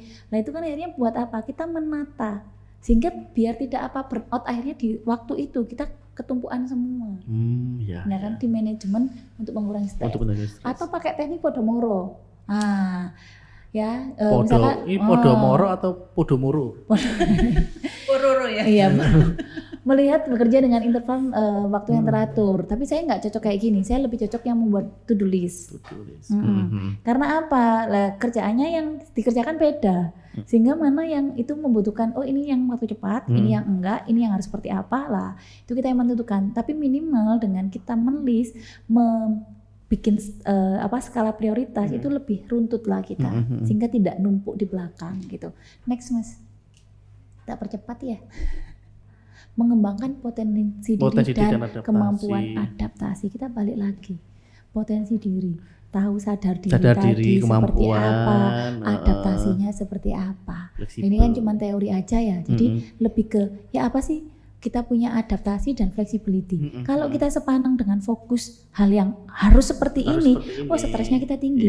Kita menuju ke MOG, kita boleh loh sih muter dulu di Ijen. Ibaratnya itu kayak kacamata kuda Bu ya. Kacamata kuda. Iya. Ini ditutup fokus bagus. Fokus terus. Fokus itu bagus, tapi saat rentang fokusnya terlalu lama, kita akan mudah lelah. Kalau misalkan itu kayu atau besi cekleknya itu luar biasa untuk disambung lagi, kalau udah kaku tuh gimana? Iya. Patah ya patah, tapi kalau flexibility kita lentur. Di ini kan kita bisa naik lagi, elastis sekali lah. Pilih yang mana kita? Kalau yang patah kan sulit disambung soalnya. Betul, nyambungnya kan juga kalau besi nyambungnya gimana? Dilas, masih ada bekas dan sebagainya. Itu kan butuh perawatan lebih ekstra ya. Perfeksionis Idealis. itu pun juga Betul, juga betul. semakin kayak terlalu kaku ya. Betul. Makanya kan kalau ada di baratnya itu kayak kacamata kuda tadi. Kuda itu kan ditutup kanan kirinya. Jadi kita fokusnya pada satu titik. Itu aja kita nggak bisa melihat sekelilingnya. Padahal sekelilingnya itu kita ada potensi di situ gitu loh yang untuk meningkatkan idealitas kita. Gitu loh. fokus itu penting. Penting fokus. Tetapi kalau terlalu fokus kita jadinya kaku. Iya, kalau patah ya sulit disambung. Makanya ini adaptability adalah kemampuan seseorang untuk menyesuaikan diri dengan perubahan situasi, tantangan dan lingkungan yang tidak stabil. Sehingga kita kan lebih menyesuaikan diri ya. Oh ini kayak gimana sih, kita pelajari dulu. Oh aku harus menempatkan diri seperti apa. Di flexibility-nya tidak hanya kemampuan untuk menyesuaikan diri, tapi juga tentang seberapa cepat seseorang dapat mengubah rencana dan pendekatan. Misal kayak Mas Heri ini kan lebih cenderung ke orang lapangan misalkan gitu. Kita udah bikin rencana A, tapi pasti nggak mungkin rencana A aja. B dan C karena apa? Dari faktor pengalaman yang mengajarkan bahwa kemungkinan plan A, B, C, D, E sampai F itu mungkin terjadi. Tapi kita sesuaikan lagi. Kenapa akhirnya di lapangan kok keren dia? Karena dia sudah punya option secara fleksibel, cepat, tepat, sasaran. Nah, itu kan juga butuh. Oh, kalau nggak ada mikrofon yang harus gimana? Lah pernah tiba-tiba psikotes gitu kan digorken narok segede gitu. Mati lampunya. Kira-kira saya sebagai instruksinya di situ 800 orang. Ya stres gitu. Saya anggap enggak. Stres mendadak itu Mas itu biasanya. Tapi herannya yang mempekerjakan saya waktu itu kok bisa Mbak? Oke, kita lihat suara saya kan keras ya Mas dan itu menggema. Oke, semua perhatikan dengan saya. Instruksinya gini, saya akan nanti pindah seperti ini. Jadi saya mengkondisikan sampai orang-orang, hah bisa ya? Bisa. Jadi kalau kita sudah mindsetnya kita kerja di lapangan, mindsetnya orang lapangan, jangan mindset di kantor, dipakai nggak cocok. Akhirnya saya di plus di setiap ininya, belahan ini saya akhirnya oke kasih instruksi, nanti kasih ini ya, bisa Bu, wis bisa. Semua tidak ada yang tidak bisa. Ya, berarti kan setiap orang kan berbeda Bu ya. Mungkin kalau orang itu kan kayak situasinya Bu Khori, waduh gimana ini, panik pasti itu ya. Soalnya dia nggak siap diri. Ya kan, dia kan nggak siap diri kan, nggak siap diri. Kalau Bu Khori mungkin udah siap, sebelumnya udah siap. Gitu Betul. loh. Kita sudah di mana nih? Gerken arok lah sudah ke segala kemungkinan bisa terjadi. Nggak pakai cats loh Mas, pakai heels. Bayangkan itu larinya kayak apa pakai heels. Jadi saya kayak setelahnya capek, tapi saya merasa puas adalah saat saya sefleksibel itu dan orang akhirnya mengakui bahwa bisa ya kamu, loh bisa, semua itu bisa. Tapi bagaimana kita akhirnya memberi sebuah berapa cepat keputusan itu dan tepat. Itu kan butuh pengalaman dan ini ya. Butuh jam terbang sekali kalau itu. Pengalaman dan itu loh intuisi yang tepat itu tadi itu. Lah akhirnya pengamatannya, awareness ya, kesadaran ini ya berarti ya. Betul. Kesadaran diri. Kita aware terhadap diri, memahami diri lah. Akhirnya balik lagi kan ujung-ujung balik lagi diri yang pertama secara tadi. mendalam. Nah, tekniknya refleksi diri, refleksi akhir hari atau mingguan. Kadang kita kan mau tidur itu wis capek langsung lah, blek sek gitu kan ya. Padahal kita kadang pingin, makasih ya, hari ini kamu luar biasa, gak apa-apa dong kita muji diri sendiri. Ya Allah terima kasih ya, ternyata hari ini luar biasa dengan segala ketebak-ketebuknya. Akhirnya oke, saya bisa melaluinya. Ternyata saya memang dirancang segitu kerennya. Mengafirmasi lah, daripada nunggu dipuji orang, ya kan muji diri sendiri. Keren ya, sehari ini saya sampai hari ini ketebak-ketebuk kayak gini gitu kan. Keren loh. Kadang orang nggak tahu loh kita kayak apa. Akhirnya kita harus mereward diri kita. Iya ya. Reward diri sendiri itu penting ternyata. Bener. Kesadaran diri. Oh iya ya. Oh ternyata gue bisa ya gitu. Kenapa saya nganggap bahwa kok aku nggak bisa? Bukan nggak bisa. Memang diciptakannya berbeda tugasnya. Jadi nggak harus kita sama dengan teman kita. Checklist kompetensi dan SWOT analisis lah, menilai diri sendiri, self assessment. Makanya tahu betul saya tuh kurangnya apa, lebihnya apa. Tapi bukan berarti kita tidak mau mencoba. Tapi kalau misalkan kita sudah punya bakat di sana, itu kita diolah sedikit, kita jadi. Tapi kalau kita nggak punya bakat, kita hanya butuh waktu lebih lama untuk bisa. Gitu. Jadi kan cara pandangnya beda ya. Makanya perlu adanya self awareness itu ya, sama self assessment. Jadi bisa menilai diri sendiri dan kita bisa menilai kesadaran diri kita sendiri. Akhirnya nggak reaktif, nggak kayak, Mas Heri ini nggak ada tuh, udah ya. Next Mas. Refleksi lah ini kan ya, jadi sama refleksi umpan balik dari kolega, misalkan iya ya gitu kan. Kadang ini kita kan salah butuh. satu yang dari tadi Bu ya, yang jenis-jenis manajemen stres tadi ini ya, sama ya ini ya. Jadi makanya gini, kalau kita di Indonesia keseluruhan ya, lebih banyak, saya nggak bilang semua, lebih banyak kita itu melihat, kamu nggak bisa deh kayak gini. Bukan kita memuji kemampuannya. Tapi sekarang saya balik, kalau di tingkat pendidikan, gitu ya, kalau saya menjadi seorang akademisi, saya lebih mereward sesuatu yang meskipun dia kecil melakukannya. Keren loh kamu bisa gini. Mungkin ada yang lebih keren. Tapi minimal dia nggak pernah gitu terus melakukan itu. Saya keren loh kamu. Enggak Bu, yang lain loh enggak, aku nggak mau. Dia memang bisa di situ. Tapi kamu mau melakukan itu dan bisa, good job for you. Saya bilang gitu. Karena apa? Ya kalau kita fokusnya di kekurang ya kurang terus. Nggak akan ada lebihnya. Tapi kita upgrade-nya adalah sesuatu yang punya di potensi yang baik buat diri kita sendiri gitu. Akhirnya umpan balik, akhirnya oh iya ya ngerasa ya aku direspon loh ya, itu kan akhirnya meningkat ya, betul. Akhirnya ada insiden bermakna, terus mapping, oh iya ya ternyata aku bisa ya di sini, oh ini vision boardnya, oh oke, visualisasi, aku mau jadi apa nih, target tahun ini apa, ini kayak apa, terchecklist semua enggak, atau misalkan enggak berarti aku yang kurang di mana. Nah. Tapi memang ya orang itu butuh pengakuan diri, sama apa? Penilaian diri dari orang lain. Soalnya apa itu juga bisa menciptakan validasi ya, atau bisa menciptakan apa kepercayaan diri ketika orang itu bersosialisasi sama bekerja. Jadi pupuk kita ya Mas ya. Kecuali NPD ya nggak bisa ya. Kalau NPD nggak bisa ya. NPD sulit ya. Nggak bisa NPD, kita mesti datar aja. Kalau ini orang NPD yang nggak perlu. Ini tambah makin ini kan. Makin betul. Tapi kalau kita NPD kita cukup afek datar aja. Oh oke. Gitu aja. Kalau ditunjang malah meletus ya. Jadi kalau dia yang insecure, kita mungkin lebih kayak bisa loh, yuk bisa. Makanya kalau di saya kembali lagi agak promosi ya. Jadi kalau di pasien itu kenapa saya akhirnya bikin kayak simulan yang berbeda di saat saya praktek, karena saya menganggap bahwa orang ke psikolog itu tanda kutip. Tapi saya tidak pernah memandang pasien ini adalah orang sakit. Dia cuma tersesat sesaat.